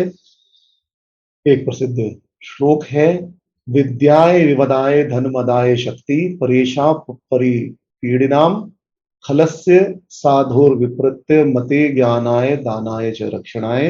अर्थात दुष्ट की विद्या विवाद करने के लिए, धन मन से उन्मत्त होने के लिए, और शक्ति और बल दूसरों को पीड़ा देने के लिए ही होता है। परंतु साधु की विद्या उसके विपरीत आत्मज्ञान के लिए, दान देने के लिए और बल आत्मरक्षा के लिए होता है। इस प्रकार आसुरी स्वभाव वालों के गुण और दुराचारों का वर्णन करने के पश्चात अब भगवान उन दुर्गुण दुराचारों में त्याज्य बुद्धि, उनको त्याग करने की बुद्धि कराने के लिए ही अगले 2 श्लोकों में इस प्रकार के आसुरी संपदा से युक्त मनुष्यों की घोर निंदा करते हुए उनकी दुर्गति का वर्णन करते हैं। सबसे पहले भगवान कहते हैं तान हम द्विशत कुरान संसारेषु नर अधमान क्षिपामि अजस्रम अशुभान आसुरीषु एव योनिषु क्षिपामि अज्रसम अशुभान आसुरीषु एव योनिषु। भगवान कहते हैं कि मुझसे और मेरे साधुजनों से द्वेष करने वाले, उन क्रूर और निरंतर अशुभ कर्म करने वाले अधम मनुष्यों को मैं नरक के मार्ग रूप संसार में फेंकता हूं और आसुरी योनियों में ही उत्पन्न करता रहता हूं। इस प्रकार भगवान ने आसुरी संपत्ति वालों की अंतिम गति बता दी कि उनको कभी मोक्ष की प्राप्ति नहीं होती, उनका उद्धार कभी नहीं होता, क्योंकि उद्धार करने वाले भगवान स्वयं है और इस प्रकार के लोग भगवान से ही द्वेष रखते हैं। इसलिए वह जन्म जन्मांतर तक सदा अशुभ योनियों में ही पड़े रहते हैं। देवी संपत्ति प्राप्त कर जो मोक्ष अथवा परम सुख की प्राप्ति होती है उसका आभास भी उन्हें नहीं मिलता। अज्रसम से भगवान ने यहाँ यही भाव दिया है कि वह निरंतर लाखों हजारों करोड़ों बार इस पृथ्वी पर जन्म लेते रहते हैं और जन्म भी किसी अच्छी योनि में नहीं लेते, आसुरी योनि में ही जन्म लेते हैं। और किसी भी प्रकार की अच्छी योनि, देव पितृ मनुष्य की योनि को ना पाकर वह पशु पक्षी, और पशु पक्षियों में भी जो निंदनीय योनियां हैं केवल उन्हीं योनियों को प्राप्त करते हैं। कल्याण का साधन उनका बनता ही नहीं है। आगे भगवान कहते हैं आसुरीम योनिम अपन्ना मूढ़ा जन्मनि जन्मनि मामा प्राप्य एव कौन्तेय तत्यांति अधमाम गतिम।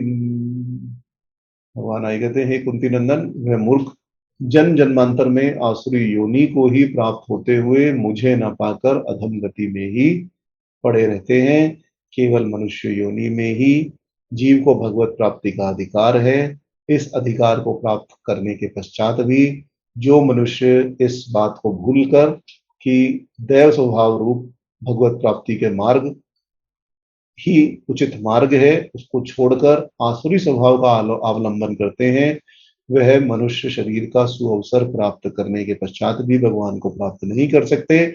और इस प्रकार भगवान ने मानो सभी जीवों पर तरस खाते हुए यह स्पष्ट रूप से यह चेतावनी दे दी है कि मनुष्य शरीर को प्राप्त करके असुर स्वभाव का अवलंबन मत करो। केवल भगवान की प्राप्ति, मेरी प्राप्ति रूप जन्म सिद्ध अधिकारों पर ही स्थित रहो, उनसे वंचित होकर अधोगति को प्राप्त मत हो। भगवान ने यहाँ यह भी भाव दिखाया है कि यह तो आसुरी स्वभाव वाले मनुष्य जन्म जन्मांतर में भी आसुरी स्वभाव को ही प्राप्त होते हैं या उससे भी नीच महान यातना नरकों में कुंभिपाक, महारौरव, तामिश्र और अंध तामिश्र, जिनका वर्णन हमारे धर्मशास्त्र में मिलता है, उन्हीं में पड़े रहते हैं, उससे बाहर नहीं निकल सकते। भगवान का तात्पर्य यही है कि मुझसे विमुख हुए मनुष्य कभी भी सहसा नहीं उठ सकते। सभी प्राणियों में जो ईश्वर का अंश आत्मा के रूप में विराजमान है वह किसी समय स्वतंत्रता से उनको उद्धार की प्रेरणा दे तो वह सुधर भी सकते हैं, परंतु वह सुधरना नहीं चाहते और इसलिए सदैव ही चिंताओं में, घोर नरकों में पड़े रहते हैं। 18वें अध्याय में भी इसका वर्णन आएगा और वहां हम इसका अधिक रूप में चिंतन करेंगे। परंतु अब यहाँ आसुरी स्वभाव वाले मनुष्यों का आसुरी योनियों के और घोर नरकों के प्राप्त होने की बात सुनकर यह जिज्ञासा हो सकती है कि उनके लिए इस दुर्गति से बचकर परमात्मा को, परम गति को प्राप्त करने का क्या उपाय है। इसलिए भगवान आगे अब इन दो श्लोकों में समस्त दुर्गतियों के प्रधान रूप कारण आसुरी संपत्ति के त्रिविध दोषों के त्याग करने के लिए भगवान परम गति की प्राप्ति का उपाय आगे बताते हुए कहते हैं, त्रिविधम नरकस्य इदं द्वारम नाशनम आत्मनः काम क्रोध तथा लोभ तस्मातेतं त्रयं त्यजे। काम क्रोध तथा लोभ तस्मातेतं त्रयं यजे। भगवान कहते हैं कि काम, क्रोध और लोभ, यह तीनों नरक के द्वार हैं, आत्मा का नाश करने वाले हैं, अतः इन तीनों को ही त्याग देना चाहिए। आसुरी संपत्ति का इतना अधिक वर्णन करने के बाद उसका उपसंहार करते हुए भगवान आसुरी संपत्ति के मूल कारण को काम, क्रोध और मोह ही बताते हैं और इन तीनों का ही त्याग करने की आज्ञा भी वह देते हैं। यह तो सत्य है कि जैसे ही मनुष्य काम, क्रोध और लोभ के वश में आता है, तभी से वह अपने विचारों में, आचरण में गिरने लग जाता है। काम, क्रोध, लोभ के कारण ही उसके ऐसे कर्म होते हैं जिससे उसका शारीरिक पतन हो जाता है, मन बुरे विचारों से भर जाता है, बुद्धि बिगड़ जाती है, क्रियाएं सब दूषित हो जाती हैं और इसके फलस्वरूप उसके जीवन से सुख, शांति और पवित्रता का नाम भी मिट जाता है और वह केवल दुख में जीवन ही जीता है तथा मरने के पश्चात उसको आसुरी योनियों की और नरकों की भी प्राप्ति होती है। इसलिए इन त्रिविध दोषों को आत्मा का नाश करने वाला बताया गया। गीता अध्यात्म शास्त्र है, इसलिए संपूर्ण गीता में काम आदि के के परित्याग की बात प्रसंग के अनुसार भगवान ने कही है। ऐसी ही मनोवृत्तियां हैं, क्योंकि यह तीनों काम, क्रोध, मोह, तुलसीदास जी भी कहते हैं काम, क्रोध, मद, लोभ सब नाथ नरक के पंथ। तो यह तीनों जो मनोवृत्तियां हैं, इन पर विजय पाना अत्यंत कठिन है और बड़े से बड़े योगी भी इनके चक्र में पड़कर पथभ्रष्ट हुए हैं। इस प्रकार की कथाएं सभी ओर मिलती हैं और कहा भी जाता है कि कंदर्प दर्प दलने विरला मनुष्य, देवी कि ऐसा मनुष्य बहुत ही विरला होता है, बहुत ही मुश्किल से प्राप्त होता है जिसने अपने काम, क्रोध और लोभ पर विजय प्राप्त कर लिया। देवी और आसुरी प्रवृत्तियां प्रकाश और अंधकार के समान एक साथ रहती हैं, अवसर पाकर घटती बढ़ती वह रहती हैं। रजोगुण का परिणाम ही क्रोध है। हम पहले ही इसका द्वितीय अध्याय में चिंतन कर आए हैं कि रजोगुण के परिणाम ही क्रोध है, काम की अधिक मात्रा ही लोभ है। जब किसी विशेष वस्तु के उपभोग की इच्छा होती है तो उसके साथ यह भी इच्छा होती है कि इसका उपभोक्ता केवल मैं ही रहूं, मेरे अतिरिक्त कोई अन्य इसका उपभोग न कर पाए। और जिस वस्तु की कामना है उसके उसमें किसी प्रकार की कोई कमी भी ना आने पाए, यही लोभ है। हालांकि इन सभी वस्तुओं के अभिलाषा सभी संसारिक मनुष्यों को भी होती है, परंतु सभी लोग लोभी इसलिए नहीं कहे जा सकते क्योंकि जो उस वस्तु का उपभोग करना चाहते हैं वैसे ही अन्य लोग भी उसका उपभोग करना चाहते हैं। वे जियो और जीने दो के सिद्धांत पर चलते हैं। मेरे पास कुछ है, मैं उससे कुछ मात्रा में दान करूं जिससे जो प्रसन्नता मुझे प्राप्त हो रही है वह प्रसन्नता किसी और को भी प्राप्त हो। ऐसी ही देवी संपदा से युक्त मनुष्यों की वृत्ति रहती है, परंतु लोभी मनुष्य तो जियो तक ही सीमित रहते हैं, जीने दो को वह नहीं मानते। और इसका फल यही होता है कि अन्य लोगों के पास जो उपभोग की सामग्री विद्यमान है, उपस्थित है, उसको भी छीनने की चेष्टा वह करते रहते हैं। और यही तीन नरक के द्वार भगवान ने यहाँ बता दिए हैं। इसी प्रकार काम भी भगवान का रूप है, शास्त्र के अनुकूल किया जाए पुरुषार्थों में काम की भी गणना की जाती है। स्वतः सिद्ध मानवीय प्रवृत्ति भी यह है कि वह निरंतर कर्म करता ही रहता है। भगवान भी यहाँ कहे आए हैं कि मैं भी निरंतर कर्म करता रहता हूँ। श्रीमद् भागवत गीता में ही उन्होंने कहा है परंतु यहाँ केवल असत कर्म को ही, असत काम को ही भगवान ने नरक का द्वार कहा है। सत्कर्म और पुरुषार्थ तो देवी संपदा के अंतर्गत आते ही हैं। धर्म विरुद्धो भूतेषु कामे कामो अस्मि भारत ऋषभ, यह भगवान स्पष्ट कर चुके हैं कि धर्म से अविरुद्ध काम ही नरक का द्वार है। धर्म से अविरुद्ध काम ही भगवान की प्रेरणा से होता है, परंतु धर्म के विरुद्ध जो काम है वह आसुरी संपत्ति के अंतर्गत ही आता है और वह नरक का द्वार है। इन तीनों को छोड़ने का भगवान ने यहाँ स्पष्ट रूप से आदेश दिया है। इसका अर्थ यह नहीं है कि कोई कर्म नहीं करना चाहिए, आलस्य में पड़े रहना, कोई काम नहीं करना और केवल भगवान के भरोसे बैठा रहना ही भगवान ने कभी भी पसंद नहीं किया। वह भगवत विश्वास नहीं है, परंतु केवल मोह है जो आसुरी संपत्ति का ही अंग है, क्योंकि उसमें कार्य कारण भाव के ज्ञान का अत्यंत अभाव है।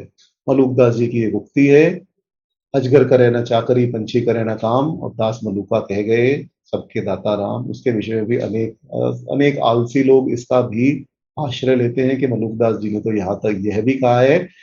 तो यदि पूर्ण तत्व ज्ञान प्राप्त हो गया तब तो ठीक है, जिसको पूर्ण ज्ञान की प्राप्ति हो गई, तत्व ज्ञान समझ आ गया, आत्म परमात्मा सत असत का विषय समझ आ गया, निश्चित बुद्धि उसकी बन गई, उसके लिए तो कोई कार्य करे न करे एक समान है, क्योंकि भगवान ही उसे सभी कार्यों में प्रदत्त कर रहे हैं और भगवान ही सभी भोगों को प्राप्त करा रहे हैं। तो यहाँ मलुकदास जी यह नहीं कह रहे कि किसी को कोई काम करना ही नहीं चाहिए। भगवान यहाँ मलुकदास जी यह कह रहे हैं कि भगवान ही सभी को कार्य कर्म में प्रेरित करते हैं और भगवान की कर्म के अनुसार ही सभी को अपने अपने कार्य करना चाहिए, क्योंकि अर्थ के उपार्जन के लिए, धन कमाने के लिए तो कार्य करना ही पड़ेगा। न्याय के अनुकूल कर्म, धर्म के अनुकूल कर्म करना ही पड़ेगा। यदि अन्याय पूर्वक धन कमाया गया जिससे एक व्यक्ति को तो सुख हुआ और करोड़ों हजारों लोगों को दुख प्राप्त हुआ, तब उसे आसुरी संपत्ति में ही गिना जाएगा। किसी के भी लाभ में किसी को भी, हालांकि आप कहेंगे कि यदि किसी को लाभ होगा तो किसी ना किसी को कष्ट तो पहुंचेगा, परंतु ऐसा सदैव आवश्यक नहीं है। आप अध्यापिकाओं को ले लीजिए, इतना कठिन परिश्रम करती है, क्या उन्हें पैसा प्राप्त होता है, परंतु फिर भी समाज में उनकी इतना सम्मान है। जितने भी अध्यापक अध्यापिकाएं हैं सबका इतना सम्मान है, क्यों? क्योंकि वह कठिन कार्य करने के पश्चात दूसरों को सुख प्रदान करते हैं। धन का उपार्जन वह अवश्य कर रहे हैं, परंतु उनकी कामना कभी भी ऐसी नहीं होती कि मेरा जो यह छात्र है अथवा छात्रा है इसके नंबर कम आए अथवा ना आए। इसी प्रकार एक स्थान के लिए यदि विज्ञापन हुआ, 10 प्रार्थना पत्र आए, उसमें से एक की नियुक्ति हुई, तो बाकी 9 को कष्ट अवश्य होगा, परंतु उनको कष्ट देने का विचार किसी के मन में नहीं था। किसी ने ऐसी भावना नहीं की ऐसे 9 मर जाएं और 10वां मैं हूं, मुझे ही सिर्फ नौकरी मिल जाए।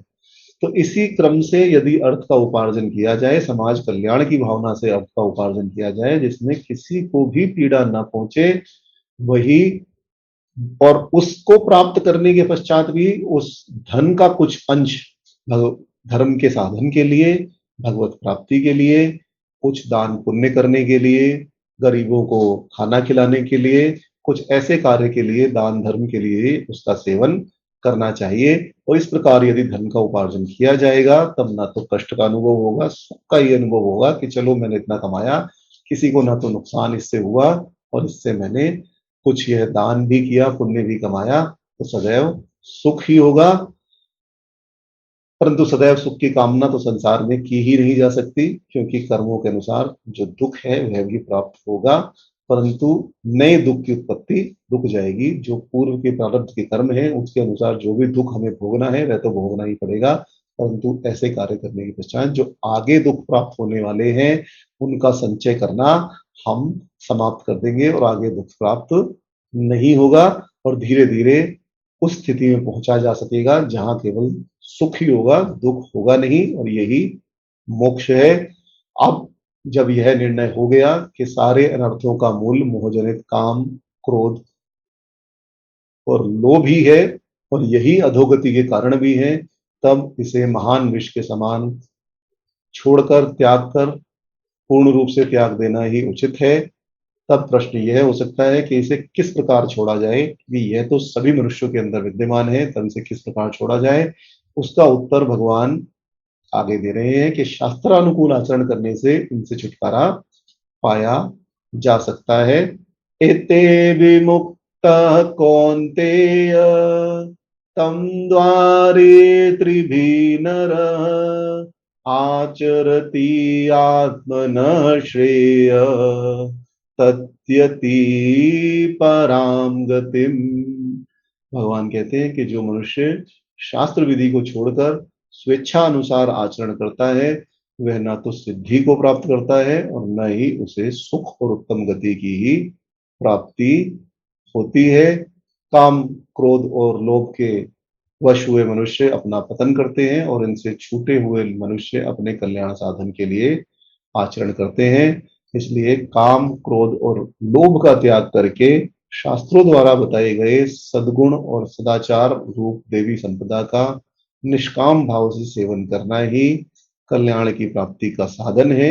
और इसी से काम, क्रोध, लोभ से छूटा जा सकता है। यही तमो के द्वार है। यहाँ भगवान ने कहा ये तो विमुक्त कौन्तेय तमो द्वार त्रिभी नरा, तीन द्वार जो तम तामिस्रो अंध तामिस नरक अंधकार में होते हैं। अज्ञान रूपी अंधकार से उत्पन्न दुराचार और दुर्गुणों के फलस्वरूप उनकी प्राप्ति होती है। उनमें रहकर जीवों को मोह और दुख रूप तम से ही घिरे रहना पड़ता है। इसी कारण उन्हें यहाँ भगवान ने तम कहा। यह तीनों उसी तम के द्वार हैं और इसीलिए भगवान ने यहाँ इन तीनों को तमोद्वार कहा। इन तीनों नरक के द्वारों से जो छूटा हुआ है, सर्वथा मुक्त हो गया है और मनुष्य देह पाकर जो इस कल्याण का साधन करता है, वही वास्तव में नर है, मनुष्य है। कठोपनिषद में यम और नचिकेता के संवाद में यमराज ने नचिकेता से कहा है कि हे नचिकेत, श्रेय मार्ग अन्य है और प्रेय अर्थात प्रिय लगने वाले मार्ग अन्य है। ये दोनों मार्ग अलग अलग प्रयोजन से मनुष्य को वासना रूपी रस्सियों से बांधे रखते हैं। इनमें से जो मनुष्य श्रेय मार्ग का आश्रय ग्रहण करता है, उसको कल्याण की प्राप्ति होती है, और जो प्रेय मार्ग को अंगीकार करता है, वह अपने मार्ग से भ्रष्ट होकर गिर जाता है। अर्थात जो लाभ उसे प्राप्त होना चाहिए था, उस लाभ से वह वंचित रह जाता है। लौकिक जगत के उदाहरण में आपको समझाऊं तो आजकल स्टार्टअप चल रहा है, स्टार्टअप कल्चर, स्टार्टअप आपने बनाया, अच्छा सक्सेसफुल हो गया, चल गया। अब आगे आने वाले समय में हो सकता है उस स्टार्टअप की जो कीमत है वो 500,000 करोड़ हो, परंतु कितने ही ऐसे लोग हैं जो 10-15 करोड़, 20 करोड़ में अथवा कुछ लाख में भी कह रहे 3 साल से हम चला रहे हैं, फायदा तो कुछ हुआ नहीं, चलो उसे बेच दो, जितना पैसा मिले उतना ले लो। तो जो मिलना चाहिए था 5 साल की मेहनत के बाद, वह तो प्राप्त नहीं हुआ, परंतु केवल थोड़े से ही संतोष कर लिया, और इस प्रकार जो यथार्थ लाभ प्राप्त होना चाहिए था वह लाभ प्राप्त नहीं हुआ। परंतु यहाँ श्रेय मार्ग वह है जो ईश्वर की ओर आगे ले जाए।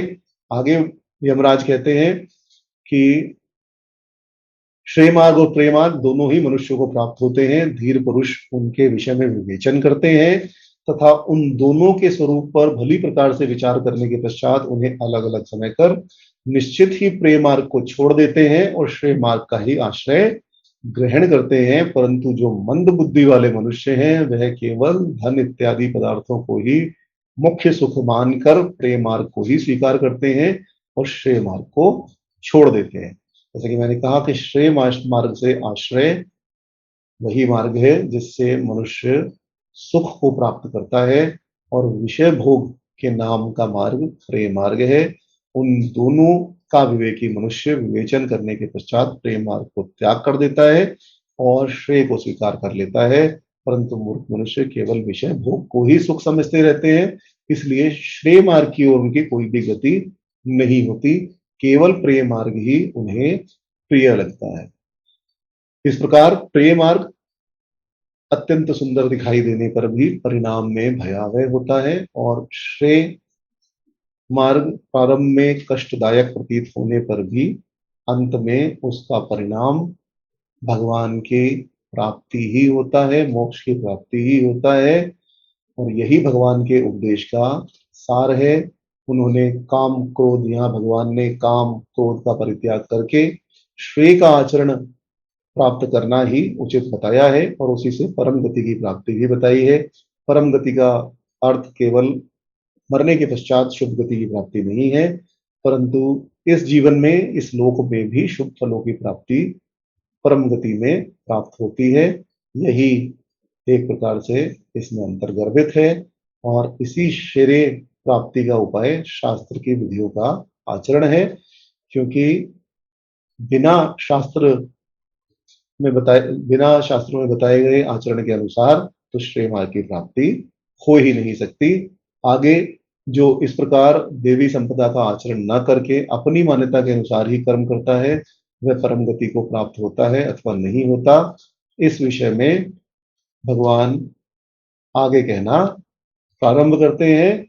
यह शास्त्र विधिम उत्सृज वर्तते काम कारत न सह सिद्धिम पावनोति न सुखम न परम गतिम न सह सिद्धिम पावनोति न सुखम न पराम गतिम। भगवान कहते हैं कि हे कुंती नंदन, नरक के द्वारभूत इन तीनों से मुक्त हुआ हुआ मनुष्य अपने कल्याण का आचरण करता है और उसके द्वारा परम गति को प्राप्त करता है। अब यहाँ एक प्रकार से स्पष्ट ही है, हम ये स्पष्ट पिछले श्लोक में भी कर चुके हैं कि परम गति को केवल वही प्राप्त कर सकता है जो इन तीनों तमो द्वारों से मुक्त हो सके। वेद और वेदों के आधार पर रचित स्मृति, पुराण, इतिहास आदि सभी का नाम शास्त्र है। आसुरी संपदा के आचार व्यवहार आदि के त्याग का और देवी संपदा रूप कल्याणकारी गुण आचरणों के सेवन का ज्ञान इन शास्त्रों से ही प्राप्त होता है। इन कर्तव्य और अकर्तव्य का बोध कराने वाले शास्त्रों के विधान की अवहेलना करके जो अपनी बुद्धि को अच्छा समझकर मनमाने तौर पर मान, बड़ाई, प्रतिष्ठा इत्यादि का ही आचरण करता रहता है, वह शास्त्र विधि को त्याग कर मनमाना आचरण करता है। जो मनुष्य शास्त्र विधि का त्याग करता है उसके कर्म यदि शास्त्र निषिद्ध अर्थात पाप होते हैं और वह दुर्गति के कारण ही होते हैं, अतः उसकी बात तो यहाँ भगवान ने कही ही नहीं, परंतु अपनी बुद्धि से इच्छा समझकर, अच्छा समझकर यदि किसी प्रकार की कामना से प्रेरित होकर कर्म किया जाएगा तो भी वह मनमाने तौर पर ही किया जाने के कारण तथा शास्त्र की अवहेलना करने के कारण कर्ता को किसी भी फल की प्राप्ति नहीं होगी, अर्थात परम गति नहीं प्राप्त होगी। इसमें अधिक कहने की आवश्यकता नहीं है। लौकिक सिद्धि तो प्राप्त होगी ही नहीं, स्वर्ग प्राप्ति रूप यदि स्वर्ग की भी कामना है तो स्वर्ग प्राप्ति रूप सिद्धि भी प्राप्त नहीं होगी, न ही इस संसार में सात्विक सुख ही प्राप्त होगा। शास्त्र विधि को त्याग कर किए जाने वाले मनमाने कर्म निष्फल होते हैं। यह सुनकर यह जिज्ञासा हो सकती है, यह प्रश्न मन में आ सकता है कि ऐसी स्थिति में हमें क्या करना चाहिए। इस पर भगवान आगे कहना प्रारंभ करते हैं कि शास्त्र और अशास्त्र की व्यवस्था करने में, कर्तव्य और अकर्तव्य की व्यवस्था करने में केवल शास्त्र ही प्रमाण है। उन्हीं को प्रमाण मानकर अपने कार्य करने चाहिए, इस लोक में अपना आचरण करने चाहिए। और भगवान इसी उपदेश के साथ इस अध्याय का उपसंहार करते हुए अर्जुन को आगे उपदेश देते हैं। तस्मात् शास्त्रम प्रमाणम ते कार्य कार्य व्यवस्थितो ज्ञात्वा शास्त्र विधानोक्तम कर्म कर्तुम् अर्हसि। ज्ञात्वा शास्त्र विधानोक्तम कर्म कर्तुम् अर्हसि। इसलिए कर्तव्य और अकर्तव्य का जब प्रश्न आ जाए, जब यह समझ ना आए कि हमें क्या करना चाहिए और क्या ना करना चाहिए, तो अर्जुन को भी इसी प्रकार का उपदेश देते हुए, क्योंकि अर्जुन भी मोह से बहुत घिरे हुए हैं, मोह के कारण वह उचित अनुचित का आश्रय लेने में अथवा उचित अनुचित का विचार करने में अपने आप को सक्षम नहीं मान रहे।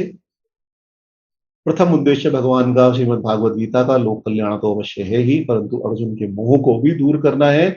इसलिए अर्जुन के मोह को दूर करने का साधन अर्जुन को बताते हुए भगवान कहते हैं कि जब भी कभी कर्तव्य अकर्तव्य का विचार तुम्हारे मन में आए तो तुम्हारे लिए केवल शास्त्र ही प्रमाण है। इसलिए तुम्हें शास्त्र विधि द्वारा बताए हुए कर्म को जानकर ही इस लोक में आचरण करना चाहिए। युद्ध करना तुम्हारा कार्य है, यदि तुम युद्ध करना छोड़ दोगे तब किस प्रकार तुम शास्त्र विधि का आचरण करोगे। तब तुम्हारा ये आचरण जो तुम अभी कह रहे हो कि मैं तो सब कुछ त्याग कर संन्यास ले लूंगा, और यदि दुर्योधन आदि मेरी हत्या भी करना चाहें तब भी मैं उनसे किसी प्रकार का प्रतिकार नहीं करूंगा। इसी विषय में भगवान कह रहे हैं कि कर्तव्य और कर्तव्य की व्यवस्था में जब भी जीवन में यह प्रश्न आए कि क्या मुझे करना चाहिए क्या नहीं करना चाहिए, इनमें शास्त्र ही प्रमाण है। और इन शास्त्रों में वेद उपनिषद वेद मूलक स्मृति पुराण आदि शास्त्रों को ही प्रमाणिक मानना चाहिए। मनुष्य को मनमाना आचरण ना करके इन शास्त्रों में जिन कर्मों को करने का विधान है उसे करना चाहिए, और जिनका निषेध है उसे नहीं करना चाहिए। जैसा कि हम प्रारंभ में ही चिंतन कर चुके हैं कि भगवान का अर्जुन को निमित्त बनाकर समस्त मनुष्य मात्र को यही उपदेश है कि सदा शास्त्रों को प्रमाण मानकर शास्त्रों में बताए हुए कर्तव्य कर्मों का ही विधि पूर्वक आचरण करना करें, और निषिद्ध कर्मों का कभी भी आचरण न करें। क्योंकि यदि निषिद्ध कर्मों का हम आचरण करेंगे तो जो हमारे शास्त्र विहित शुभ कर्म है वह भी हमें उचित फल नहीं देंगे, क्योंकि तब हमारा भाव निष्काम भाव नहीं रहेगा, हमारे मन में कहीं ना कहीं फल की कामना होगी। जब भगवान की प्राप्ति की कामना इतनी बड़ी कामना पूर्ण हो सकती है तब छोटे मोटे फल के तो आशा रखनी ही नहीं चाहिए। और इसीलिए शास्त्रों में निष्काम भाव से किए हुए शुभ कर्मों को ही भगवत प्राप्ति में हेतु बताया गया है। यहाँ शास्त्र का अर्थ भगवान श्री शंकराचार्य ने वेद ही किया है, और वेदों के विधि निषेधों का पालन को ही शास्त्र विधि माना है। कुछ महात्माओं ने वेद और उसके अनुकूल स्मृति पुराण आदि को शास्त्रों के अंतर्गत कहा है। यहाँ कार्य की व्यवस्था में शास्त्र को ही प्रमाण मानने की बात कही गई है। किसी भी कार्य करने से पूर्व शास्त्रीय क्या आदेश है यह समझ लेना चाहिए।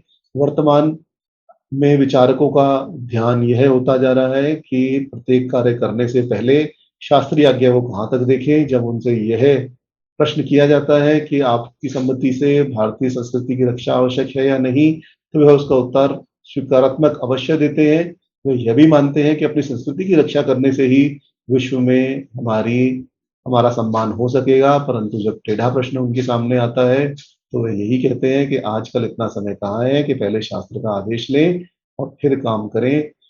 आजकल तो जल्दी जल्दी समस्याओं का समाधान करना पड़ता है, और इस प्रकार के उत्तर से कोई प्रश्न हल नहीं होता। अपनी संस्कृति का यदि हमें रक्षा करना है, हम धर्म की रक्षा करनी है, तो उसका एकमात्र उपाय है कि हम अपने शास्त्रों को पढ़ें, उनकी मान्यताओं को देखें और यथासंभव यथामति उस पर चलने का भी प्रयास करें। और सदा अपने मन में यही भावना रखें कि भगवान हमारा मार्ग प्रदर्शक कर रहे हैं, तो भगवान हमें जिस प्रकार मार्ग में लगाएंगे उसी मार्ग पर हम अवस्थित हो जाएंगे। अर्जुन जब युद्ध से विमुख होने लगे तब भगवान ने उसे इसीलिए युद्ध करने के लिए प्रेरित किया कि अन्याय के विरुद्ध क्षत्रिय को युद्ध करना ही चाहिए। यही शास्त्र का आदेश है, यही शास्त्र का उपदेश है। शास्त्र के आदेशों के पालन में शुभ गति की प्राप्ति ही होगी। भीष्म पितामह जब अपने पिता का श्राद्ध ग्रहण करने लगे और पिंडदान का अवसर आया, तब उन्होंने देखा कि जमीन के भीतर से उनके पिता का हाथ पिंड ग्रहण करने के लिए बाहर निकल आया। इस पर भीष्म पितामह ने शास्त्रीय आज्ञा किया है। पिंड देने से पहले यह जानना चाहा। ऋषियों ने बताया कि शास्त्रीय आदेश तो भूमि पर बिछी हुई कुशाओं पर ही पिंडदान करना चाहिए। इस पर भीष्म पितामह ने उसे प्रत्यक्ष करते हुए वहां निकले हुए हाथ पर पिंड नहीं रखा, परंतु शास्त्र के अनुसार कुशाओं पर ही पिंड दिया। तब आकाशवाणी हुई जिसमें कि भीष्म की शास्त्र के प्रति श्रद्धा निष्ठा की प्रशंसा की गई। इस प्रकार प्रगाढ़ और कट्टर शास्त्र निष्ठा से ही प्राचीन काल में भारत गौरवान्वित था।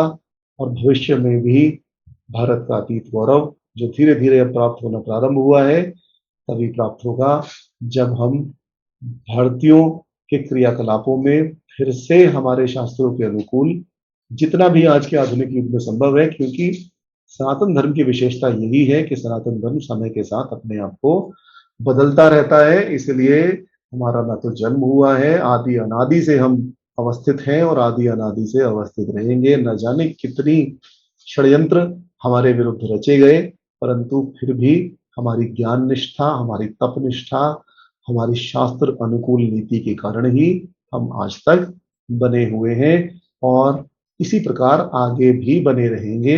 हाँ, आसुरी संपदा से युक्त मनुष्य आपको अवश्य ही इस संसार में नजर आएंगे, जो कहेंगे हम ही हैं जो भी है और हमने ही भगवान को बनाया है, भगवान तो कुछ है ही नहीं और ये सब ढकोसला है। मंदिर जाना ढकोसला है, पूजा पाठ करना ढकोसला है, मंत्रोच्चारण करना ढकोसला है, नाम जप लेना ढकोसला है, परंतु इन सब पर मत पड़िए। यह सब भगवान इस 16वें अध्याय में पहले ही स्पष्ट कर चुके हैं कि आसुरी योनि और अथवा जो आसुरी संपदा से युक्त मनुष्य हैं उन्हें उन्हें हमेशा निम्न योनि ही प्राप्त होती है। तो जो इस मनुष्य शरीर को प्राप्त करके भी अपने जीवन को व्यर्थ कर रहे हैं, उनके विषय में कभी नहीं सुनना चाहिए। और अपने अंतिम उपदेश में यहाँ भगवान स्पष्ट रूप से अर्जुन को कह चुके हैं कि जब भी कर्तव्य या कर्तव्य की बात आए तब शास्त्र के अनुकूल देखो अथवा सज्जनों के आचरण को देखो। यदि शास्त्र पढ़ने की अथवा शास्त्र का विवेचन करने की इतना समय ना हो तो देखो कि शुभ पुरुषों ने, शुभ मनुष्यों ने, सज्जन पुरुषों ने इस समय क्या किया था और उसी के अनुसार अपने कर्तव्य कर्म को आगे प्रमाणित करने का प्रयास करो। इस प्रकार भगवान यहाँ 16वां अध्याय समाप्त हुआ। भगवान ने देवी आसुरी संपदा का बहुत ही रोचक रूप में और बहुत ही विस्तार से विश्लेषण किया। आगे 17वें अध्याय में हम आगे बढ़ेंगे। यहाँ 16वां अध्याय प्रारंभ समाप्त होता है। ओम तत्सदिति श्रीमद्भागवत गीतासु उपनिषदु ब्रह्म विद्यायां योग शास्त्रे श्री कृष्ण अर्जुन देव असुर संपदि भाग योगो नाम षोडशोऽध्याय। ओम तत्सत। इस प्रकार श्रीमद् भागवत गीता रूपी उपनिषद में ब्रह्म विद्या के अंतर्गत योग शास्त्र में श्री कृष्ण अर्जुन संवाद का देव असुर संपदा विभाग योग नाम का 16वां अध्याय यहाँ समाप्त हुआ। जय जय श्री सीताराम, जय जय श्री राधे श्याम, जय जय श्री राधे। आगे हम 17वां अध्याय श्रद्धा त्रय विभाग योग प्रारंभ करेंगे अगले सप्ताह से। और अब धीरे धीरे हम श्रीमद् भागवत गीता की पूर्णता की ओर बढ़ रहे हैं। 17वां अध्याय भी अधिक नहीं है, 17वें अध्याय में भी 23-24 श्लोक ही हैं, 28 के करीब श्लोक हैं। और फिर 17वें अध्याय के पश्चात हम 18वां अध्याय जो एक प्रकार से गीता का सार रूप ही है उसकी ओर आगे बढ़ेंगे। आज जो समय हमारे पास निर्धारित समय बचा है उसमें थोड़ा भगवान नाम का कीर्तन कर अपना कल्याण साधन का प्रयास करेंगे, क्योंकि नाम रूप ही, नाम चिंतन ही, नाम कीर्तन ही कलयुग में मुख्य धर्म है। दिनमपि रजनी सायं प्रातः शिशिरवसन्तो पुनरायातः काल क्रीडति गच्छत्यास्दपि नामुच्चयन्त आशिवायु भज गोविन्दम् भज गोविन्दम् गोविन्दम् भज मूढ़मते प्राप्ते सन्निहिते मरणे नाही नाही रक्षति दृकुन कर्णे भज गोविंदम भज गोविंदम गोविंदम भज मूढ़मते आवते तो पार्जन सक्त स्थाव निज परिवारो रक्त पश्चादावती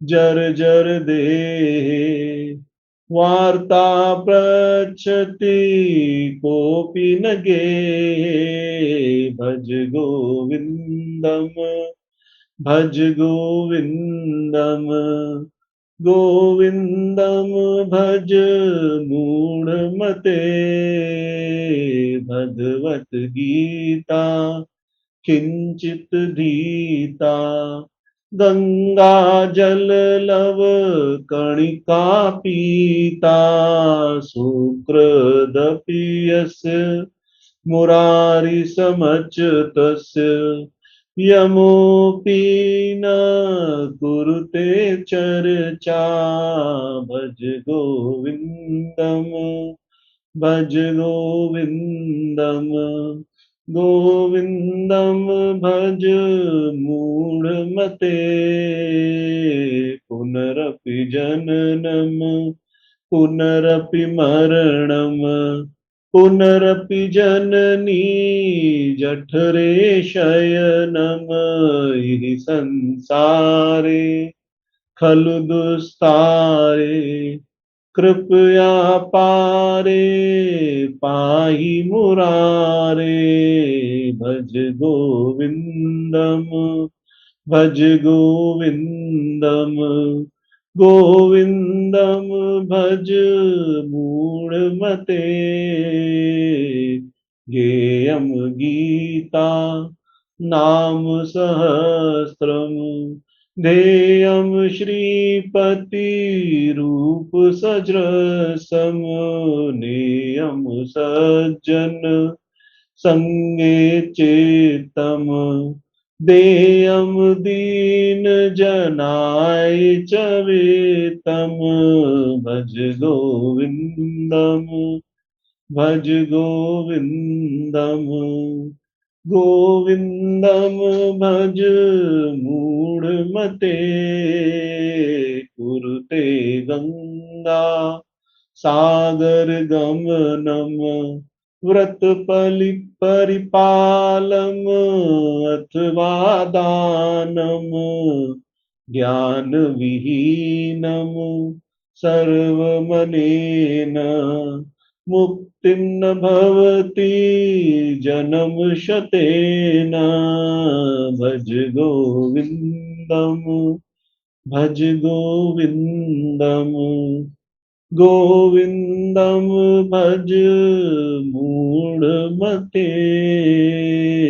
भज गोविंदम भज गोविंदम गोविंदम भज मूढ़मते।